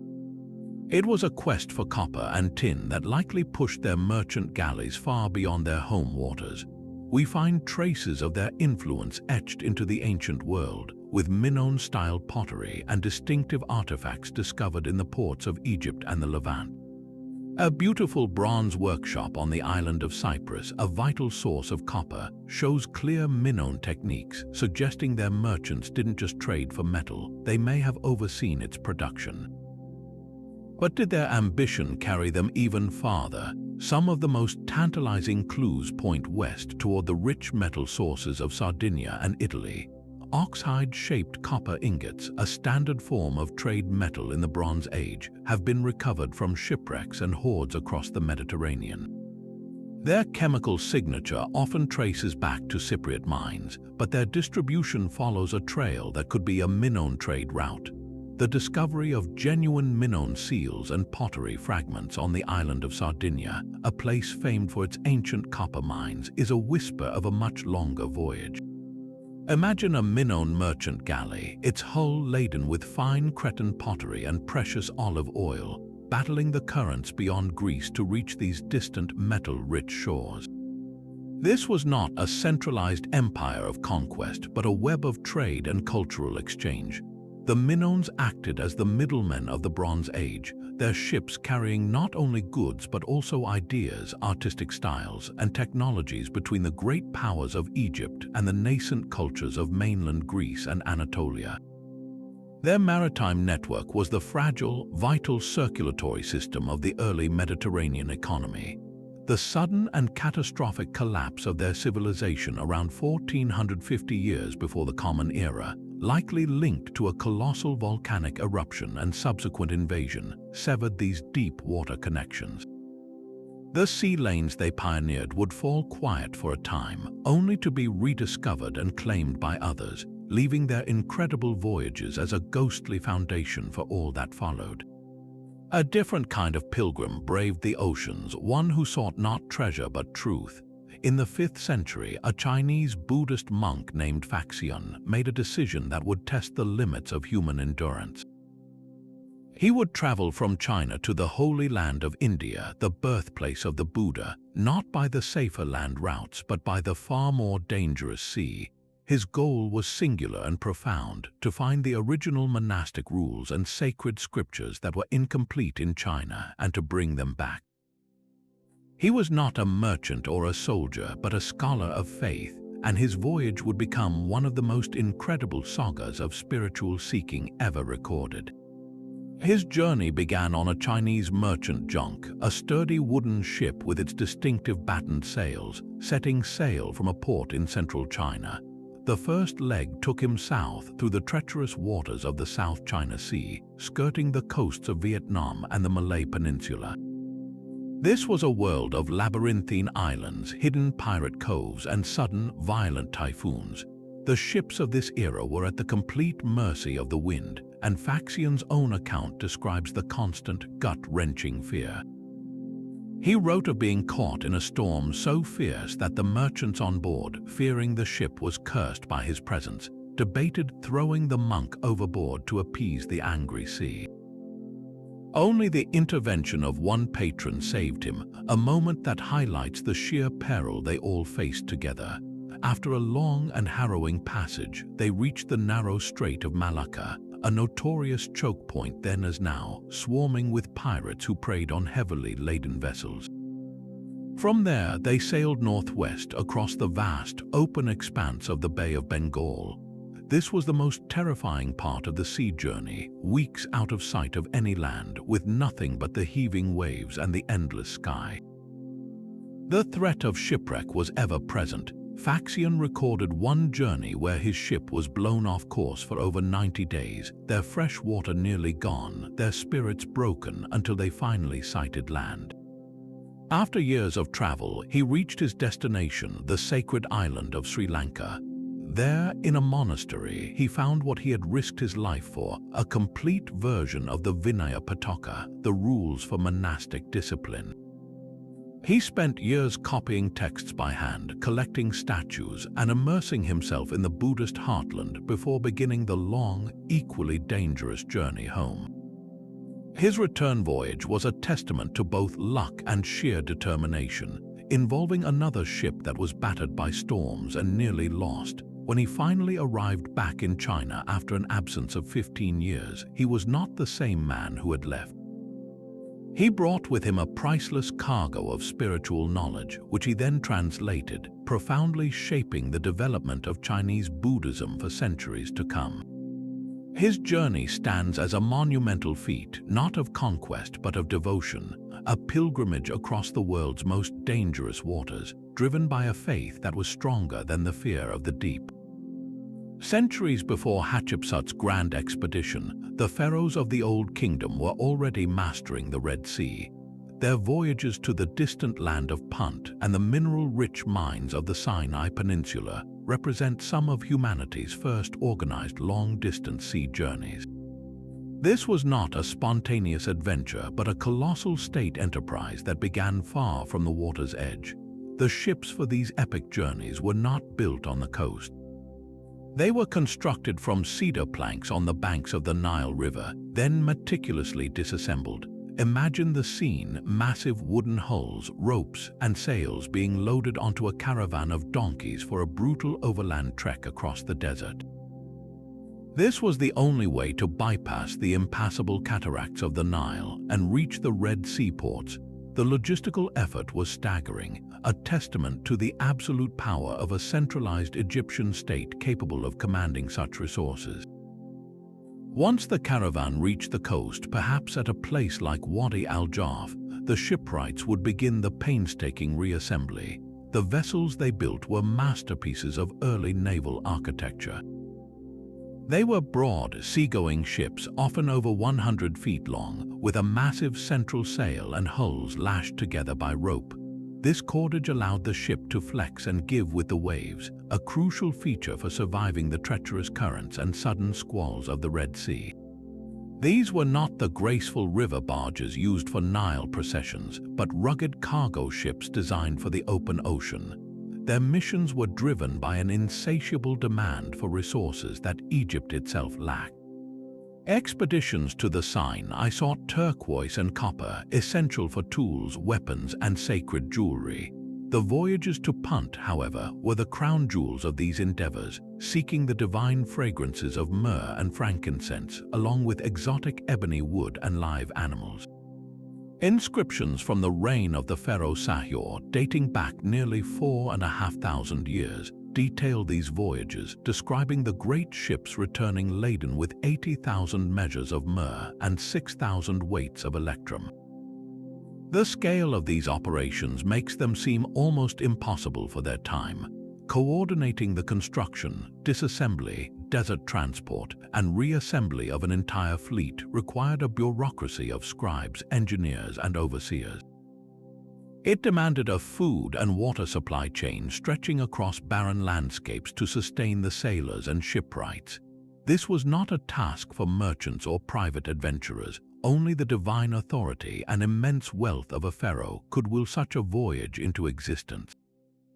These early Egyptian mariners were not just sailors, they were pioneers navigating by the stars along a hostile and largely uncharted coast, setting a precedent for maritime exploration that would echo for millennia. The Pacific coast of South America was a cradle of maritime innovation long before the rise of the Inca.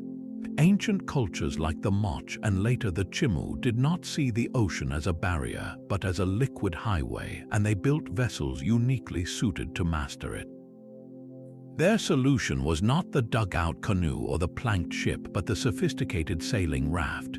These were not simple, primitive log floats. The largest were made from immense balsa logs lashed together with hemp rope, creating a broad, stable platform.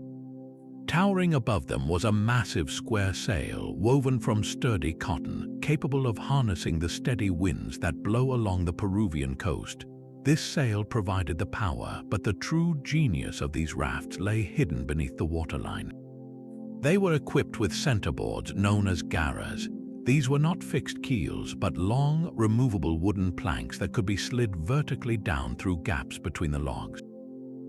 A skilled crew could adjust the depth of these garras at the bow, stern, and sides independently. By doing so, they could counteract the force of the wind pushing the raft sideways, allowing it to sail efficiently against the wind, not just drift with it.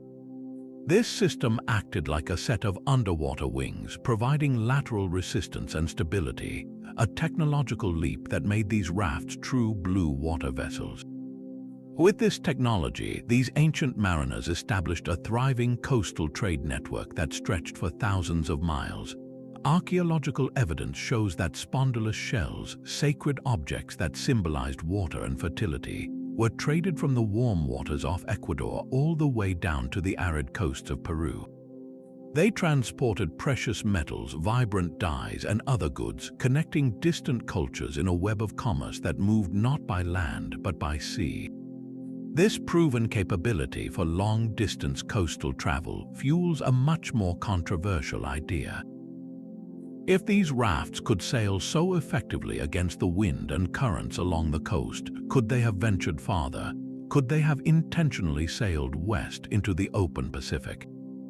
The same Humboldt current that sweeps north along the coast eventually bends westward, creating a potential maritime conveyor belt toward Polynesia. This theory suggests that these pre-Incan sailors might have reached the islands of the South Pacific centuries before any European expansion. The evidence is once again tantalizingly indirect. The sweet potato, a South American native, was present in Polynesia. Some see stylistic echoes in artwork on both sides of this vast ocean. The sophisticated garras system proves they possessed the nautical technology to attempt such a journey, to sail across the wind and current rather than just be swept along. This was not a raft for drifting, it was a ship for sailing. The possibility hangs in the air like sea mist, a ghost of a voyage that could rewrite our understanding of ancient contact. The same monsoon winds that carried Arab dhows to China also fueled a bustling maritime crossroads much closer to home. For centuries, the empires of Southeast Asia, like Srivijaya on Sumatra and Majapahit on Java, grew immensely wealthy not by producing everything themselves, but by mastering the art of connection. They controlled the Strait of Malacca, a narrow aquatic gateway that every ship traveling between China and India was forced to navigate. This was the Panama Canal of the ancient world, a vital choke point where kingdoms could levy taxes, offer protection, and control the flow of global commerce. The rhythm of this entire network was dictated by the predictable heartbeat of the monsoon. Arab and Indian merchants would wait for the summer winds to blow steadily from the southwest, filling the iconic lateen sails of their dhows to carry them east across the Bay of Bengal. These vessels, with their hulls stitched together with coir rope, were agile and resilient, bending with the waves rather than fighting them. They would arrive in the bustling ports of Palembang or later, the magnificent court of Majapahit, their holds empty and ready to be filled. Then they would wait. They traded, repaired their ships, and learned the local customs until the winter winds reversed, blowing from the northeast to carry them and their priceless cargo back home. The goods that changed hands in these emporiums defined luxury for half the world. From the Indonesian archipelago came spices that were worth more than their weight in gold. Nutmeg, cloves, and pepper were not just seasonings, they were preservatives, medicines, and status symbols. The forest yielded precious woods like sandalwood and teak, along with aromatic resins like benzoin and camphor. In return, the merchants from the West brought fine cotton and silk textiles from India, glassware and incense from the Arab world, and tons of rice to feed the growing port cities. But this was more than a simple exchange of goods. It was a highway for ideas. Initially, it was Hindu and Buddhist concepts that traveled these routes, transforming the spiritual landscape of Southeast Asia and inspiring breathtaking temples like Borobudur. Then, starting around the 13th century, Muslim traders began to establish themselves in these ports. They did not arrive with armies, but with their faith, their business acumen, and their connections to a wider Islamic world. Through quiet persuasion, intermarriage, and the establishment of peaceful communities, the religion slowly took root, gradually converting local rulers and their subjects, and ultimately creating the world's largest Muslim-majority nation. The shipbuilding technology itself was a marvel of cultural fusion. While the Arabs perfected the dhow, Southeast Asian shipwrights were constructing the Zheng, a massive trading vessel that was a technological leap forward. These were not stitched together, but built with planks fastened with wooden dowels, creating an incredibly strong hull. Some of these ships were colossal, capable of carrying over 1,000 people along with vast quantities of cargo. They were the super tankers of their day, a testament to the advanced naval architecture that flourished in these island kingdoms. This vast network, powered by wind and human ambition, shows us that globalization is not a modern invention. It was alive and thriving 1,000 years ago, weaving together the economies and cultures of continents long before the age of European exploration ever began. While Norse longships were carving paths to the west, other captains steered their prows east into a world of perpetual mist and grinding ice. Their destination was Bjarmeland, a mysterious territory at the edge of the White Sea, near the Great Dvina River in what is now Russia. These were not raids for plunder, but calculated voyages for fortune, pushing into an Arctic coastline that tested Viking seamanship to its absolute limit. The sagas tell of a navigator named Otter who served in the court of King Alfred the Great in England. He reported sailing for days along a desolate, uninhabited shore to his starboard, with nothing but the open sea to his port, until he finally reached the mouth of a great river. This was a deliberate act of exploration, mapping a route that would become a frozen Silk Road. The primary challenge was the environment itself. The shallow waters of the White Sea were a labyrinth of hidden sandbars and submerged rocks, a death sentence for a deep-drafted longship running at speed. Dense, chilling fog could descend without warning, obliterating the sun and stars, leaving crews disoriented and adrift in a featureless gray void. And always there was the ice, not the towering icebergs of the North Atlantic, but a shifting, grinding sheet of pack ice that could trap a vessel for weeks or crush its wooden hull in a single, groaning embrace. The people they encountered there, the Bjarmians, were likely Permian Finnic tribes. The Norse did not come to conquer them, but to trade. They met at designated marketplaces where the language of commerce overcame the barrier of speech. The Norse offered goods from the West, things like finely wrought weapons, beads, and perhaps silver. In return, they sought the true wealth of the far north, luxuries that were worth the perilous journey. They traded for thick, luxurious furs from sable and fox, pelts that would fetch a king's ransom in the courts of Europe. Even more valuable was walrus ivory, a material as precious as elephant tusk, carved into everything from religious artifacts to intricate gaming pieces. These eastern voyages expanded the Norse world in a way their western adventures did not. While Vinland was a fleeting settlement, the route to Bjarmeland became a permanent trade corridor. The knowledge Otter and others brought back did not vanish, it was passed down and refined. The routes they pioneered, moving along river systems and across the White Sea, laid the geographical foundation for a vast network of exchange.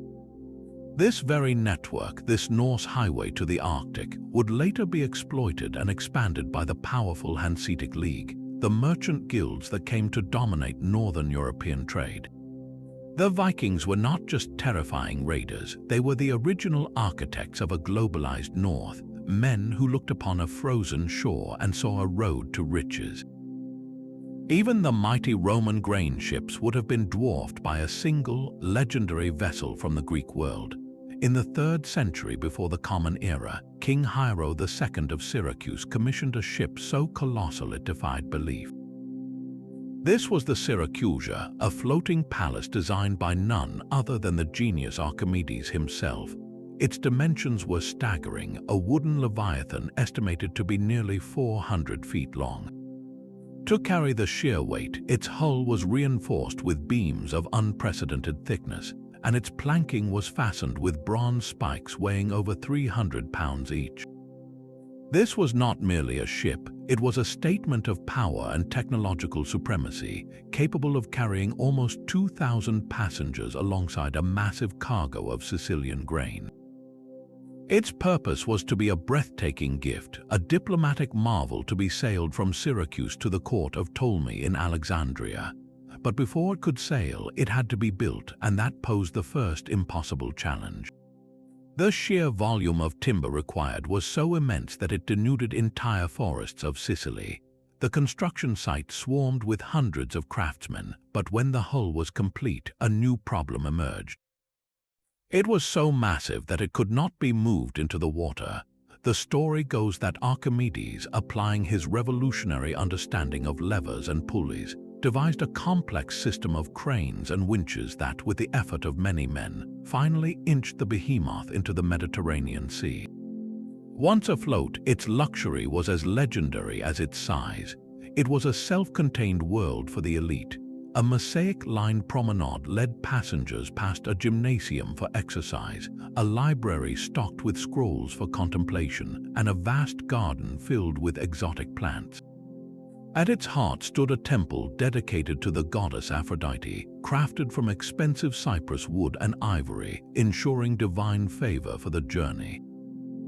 For the vessel's own survival, Archimedes is said to have installed his famous water screw, a hand-cranked device within a cylinder that could efficiently pump bilge water from the deep hold, a crucial innovation for a ship whose very scale made it vulnerable. Its single, legendary voyage was a slow, ponderous spectacle. Laden with its immense weight of grain, treasure, and passengers, the Syracusa was too large for most ports of call. It could only travel between 2 points capable of hosting it, Syracuse and Alexandria. The journey across the Mediterranean was a tense affair, pushing the limits of ancient naval architecture with every wave. Would the complex joinery hold? Could the pumps keep pace with any leaks? Its successful arrival in Egypt was a triumph, but it was a triumph that could not be repeated. The Syracusa was a one-of-a-kind wonder, so costly and impractical that its design was never replicated. It remained in Alexandria for years, possibly renamed the Alexandria, serving as a floating landmark and a testament to a moment when ancient engineering reached for the impossible and for one glorious voyage actually grasped it. Long before European maps were haunted by the idea of a Northwest Passage, the Arctic was already a homeland. The ancestors of the Inuit, a culture we call the Thule, did not merely survive this frozen world. They mastered its labyrinthine seascape in a centuries-long migration that stands as one of humanity's most profound explorations. Their journey was not a single dramatic expedition, but a relentless generation-by-generation expansion eastward from the coasts of Alaska, all the way across the top of North America to the shores of Greenland. They traveled in vessels perfectly adapted to the ice, the umiak and the kayak. The umiak was a large, open boat, its frame crafted from driftwood or whalebone and covered in the tough, waterproof hide of walruses or seals. This was their freighter, capable of carrying entire families, their dogs, and all their possessions. Alongside it, the nimble, decked-over kayak served as a hunter's scout, silent and swift. These were not ships that fought the ice, they were vessels that worked with it, their flexible skin hulls able to withstand bumps and grinds that would shatter a wooden ship's planks. Their navigation was a science born of deep, ancestral intimacy with the land. They could read the sea ice like a living map, understanding its moods and patterns. They knew that darker streaks of cloud on the horizon, called sky mirrors, indicated open water still far out of sight. They listened to the sounds of the ice itself, the groans and cracks that signaled stable pathways or imminent danger. Their survival depended on this knowledge, following the migrations of seals, walrus, and the great bowhead whales. This was not a voyage of discovery in the European sense, but a slow, deliberate colonization of a coastline, a movement fueled by resource availability and a profound understanding of their environment. Oral histories passed down through generations may hold echoes of these epic journeys, stories of legendary hunters who led their people to new lands rich in game. This gradual expansion, spanning over 1,000 miles of the most formidable terrain on Earth, was a monumental achievement.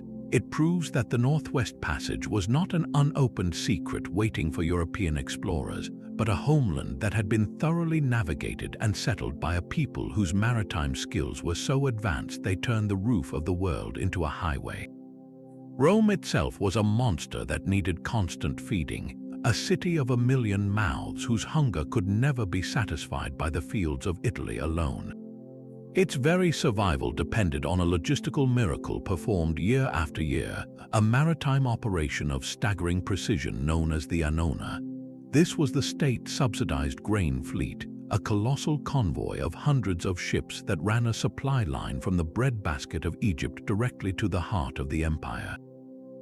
Each year, these vessels transported hundreds of thousands of tons of Egyptian wheat across the treacherous Mediterranean, a river of grain that flowed on the sea to keep the metropolis from descending into riot and collapse. The journey began in the magnificent port of Alexandria, where the great warehouses swallowed the harvests of the Nile. The ships that carried this precious cargo were known as corbiters, the workhorses of the Roman merchant marine.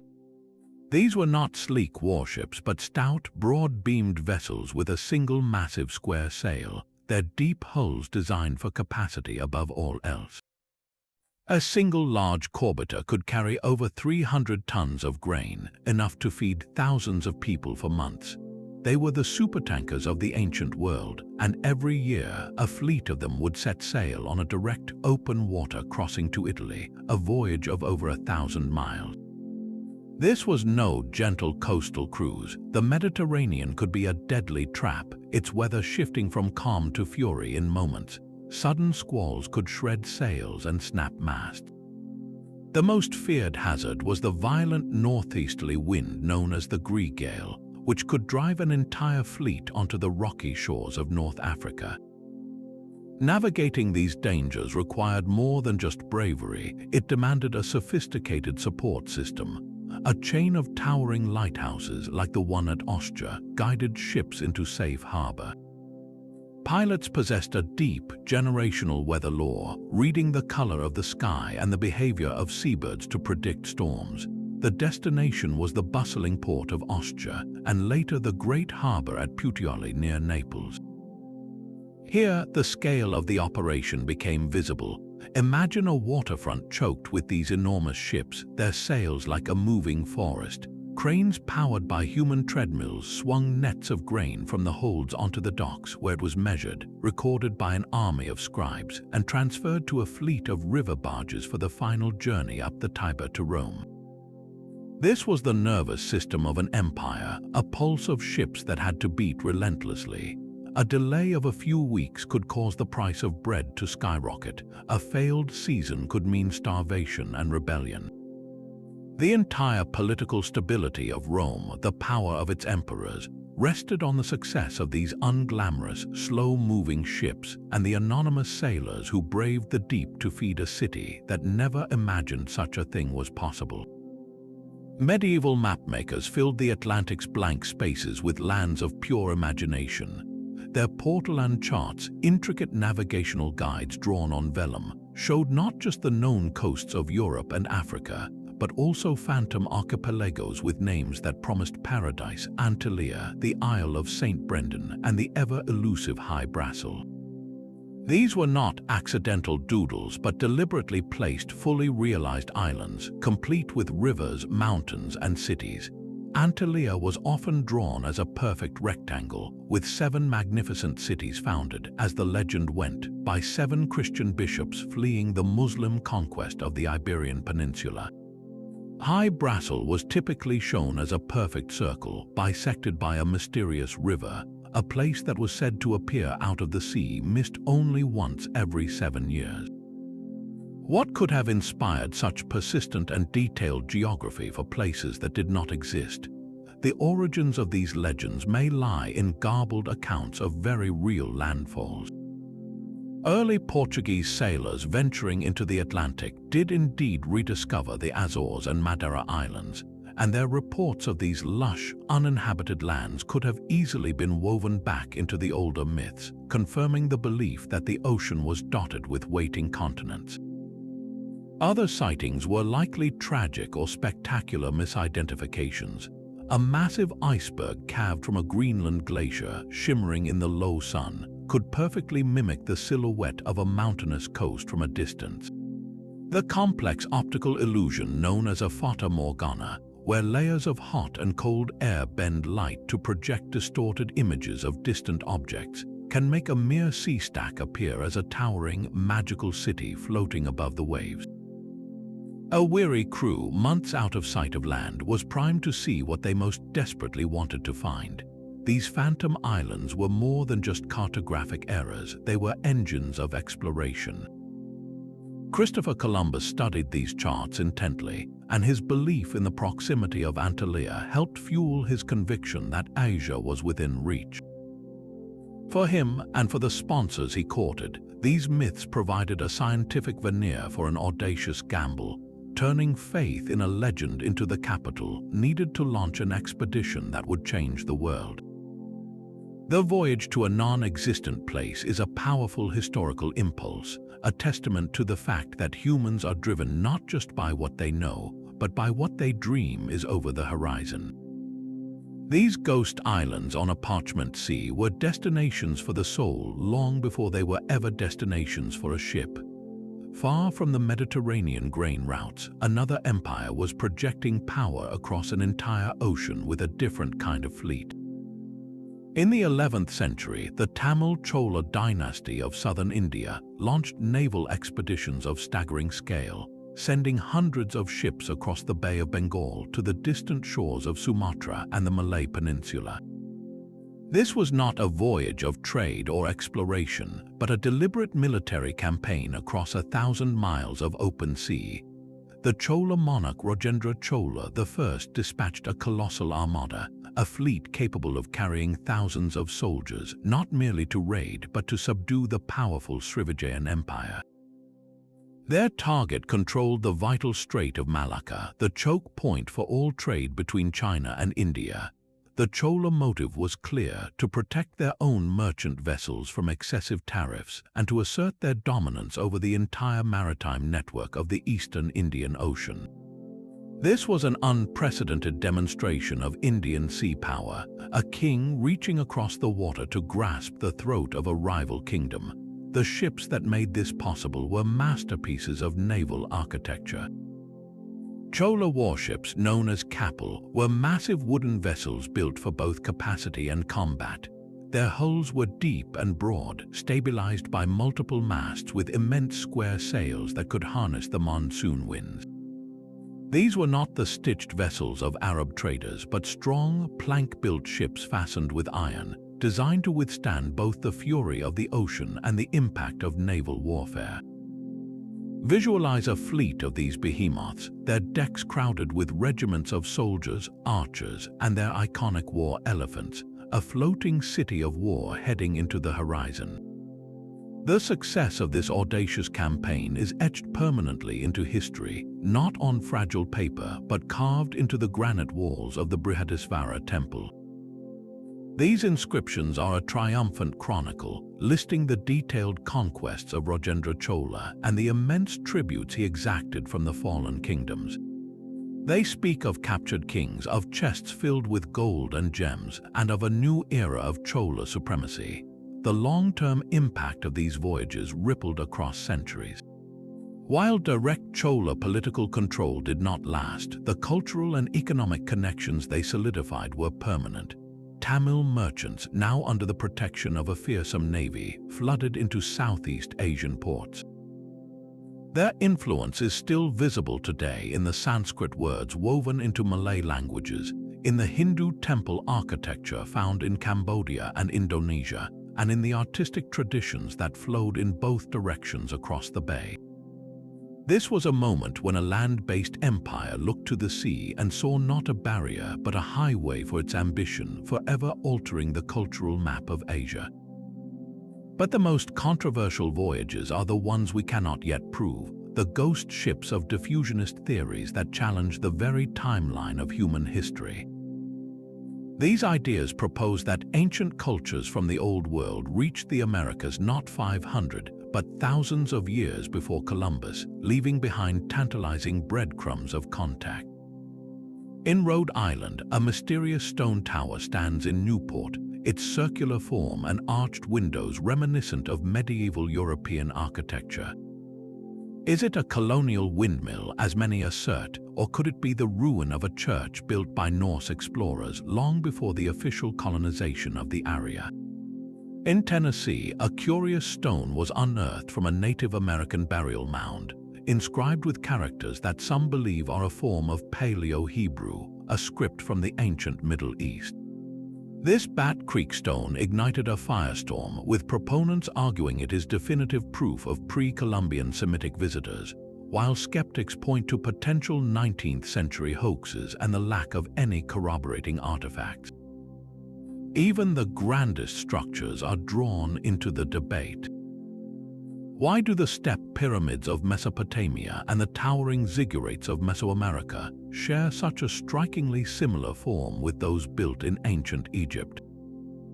Could this be a universal architectural solution, a shape that naturally emerges when humans decide to build a monumental stairway to the heavens, or is it evidence of a shared, forgotten teacher who crossed the oceans? Mainstream archaeology remains deeply skeptical, and for compelling reasons. Extraordinary claims require extraordinary evidence, and in each case the proof is frustratingly fragile. An artifact can be a lone anomaly, easily explained by forgery or independent invention. A structural similarity might be a coincidence of form following function, not a sign of cultural transmission. Without a clear, datable site like a shipwreck from the Old World found on an American shore, or an indisputable Old World artifact sealed in a pre-Columbian archaeological layer, the theories remain in the realm of captivating speculation. Yet the possibility endures because it speaks to a deep human curiosity. The idea of intrepid Phoenician sailors, lost Roman galleys, or daring Polynesian navigators accidentally or intentionally crossing the vast oceans and meeting the people of the Americas is a powerful narrative. It suggests a world that was more connected in its ancient past than our history books dare to admit, a web of human daring that we are only just beginning to perceive. These phantom voyages continue to drive amateur sleuths and serious researchers alike to re-examine the evidence, to look at a strange stone or a familiar pyramid with fresh eyes, always wondering if we are just one discovery away from rewriting the story of our world. The true wonder is not that these voyages happened, but that they happened at all. 35 stories of seafaring defy a simple narrative of technological progress. They reveal a deeper truth about the human spirit, a relentless drive to push beyond the horizon fueled by equal parts courage, ingenuity, and a willingness to trust the stars over the safety of the shore. With vessels of wood, leather, and stitched reeds, these explorers routinely accomplished what their own era's knowledge deemed impossible. They did not have our maps or our instruments, but they possessed something just as powerful, an intimate, generational wisdom of wind, wave, and celestial path. Each successful journey, from the Polynesian settlement of Hawaii to the Roman spice runs to India, did more than just transport people and goods. It stretched the boundaries of the known world, snapping the mental chains of geography and proving that vast oceans were not impenetrable walls but connective highways. These early networks of trade and contact were the fragile, first threads that would eventually weave together our globalized planet, a web of human connection spun thousands of years before the modern age. So as we look back from our world of satellites and supertankers, we are left with a humbling and thrilling question. If so many voyages were forgotten, dismissed as myth, or remain hotly debated by scholars, how many more maritime mysteries are still waiting to be found? What other stories of incredible journeys lie buried in the ocean's silt or hidden in the untranslated lines of an ancient text? The deep still holds its secrets. We would love to hear which of these impossible voyages captured your imagination the most. Was it the king who traded his throne for an ocean, the monks who sailed in boats of leather and faith, or the merchants who routinely crossed thousands of miles of open water? Let us know in the comments below. The secrets of these ancient voyages never truly vanished from the world. They were simply forgotten, waiting to be remembered. Across the Pacific, a cultural renaissance brought the art of wayfinding back from the edge of extinction. In the 1970s, a group in Hawaii sought to rebuild not just a double-hulled canoe, but the very knowledge of how to sail it. They called their vessel the Ho'okule, Star of Gladness, and they looked for a teacher. They found one in Maupi'ilug, a master navigator from the tiny Micronesian island of Satawal, one of the last living people trained in the old ways. He possessed the entire celestial map in his mind, a library of star paths, swell patterns, and bird behavior passed down through oral tradition. Under his guidance, the Ho'okule successfully sailed from Hawaii to Tahiti in 1976 without instruments, proving that the legendary Polynesian migrations were not accidental drifts but intentional acts of genius. This single voyage ignited a fire across Polynesia, inspiring a new generation to learn the skills of their ancestors and reclaim a vital part of their identity. The stars they once followed are now the same stars their grandchildren used to navigate, closing a circle across centuries. This knowledge did not just travel across the Pacific.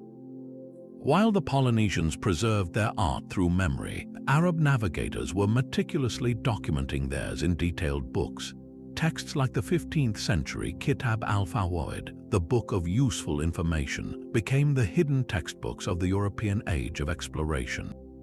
These manuals contained incredibly precise sailing directions for the Indian Ocean, along with complex astronomical tables and detailed descriptions of coastlines from East Africa to Indonesia. When Portuguese explorers like Vasco da Gama began pushing down the coast of Africa, they relied heavily on Arab pilots and these stolen or purchased navigational texts to find their way across the Indian Ocean. The compass, the astrolabe, and the detailed portolan charts of the Mediterranean all owe a profound debt to the scientific advancements of Arab and Persian scholars who had been mapping the wind patterns of the monsoon for 1,000 years. The great European explorers were not starting from scratch. They were standing on the shoulders of ancient maritime giants.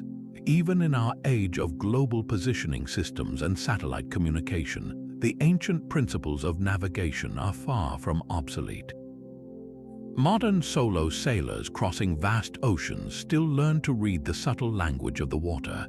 They feel the direction of the prevailing swell against the hull, a skill any Polynesian wayfinder would recognize. On a clear night when electronics can fail, they can still use a sextant to shoot the stars, finding their position by the same celestial bodies that guided Pytheas and Zheng He.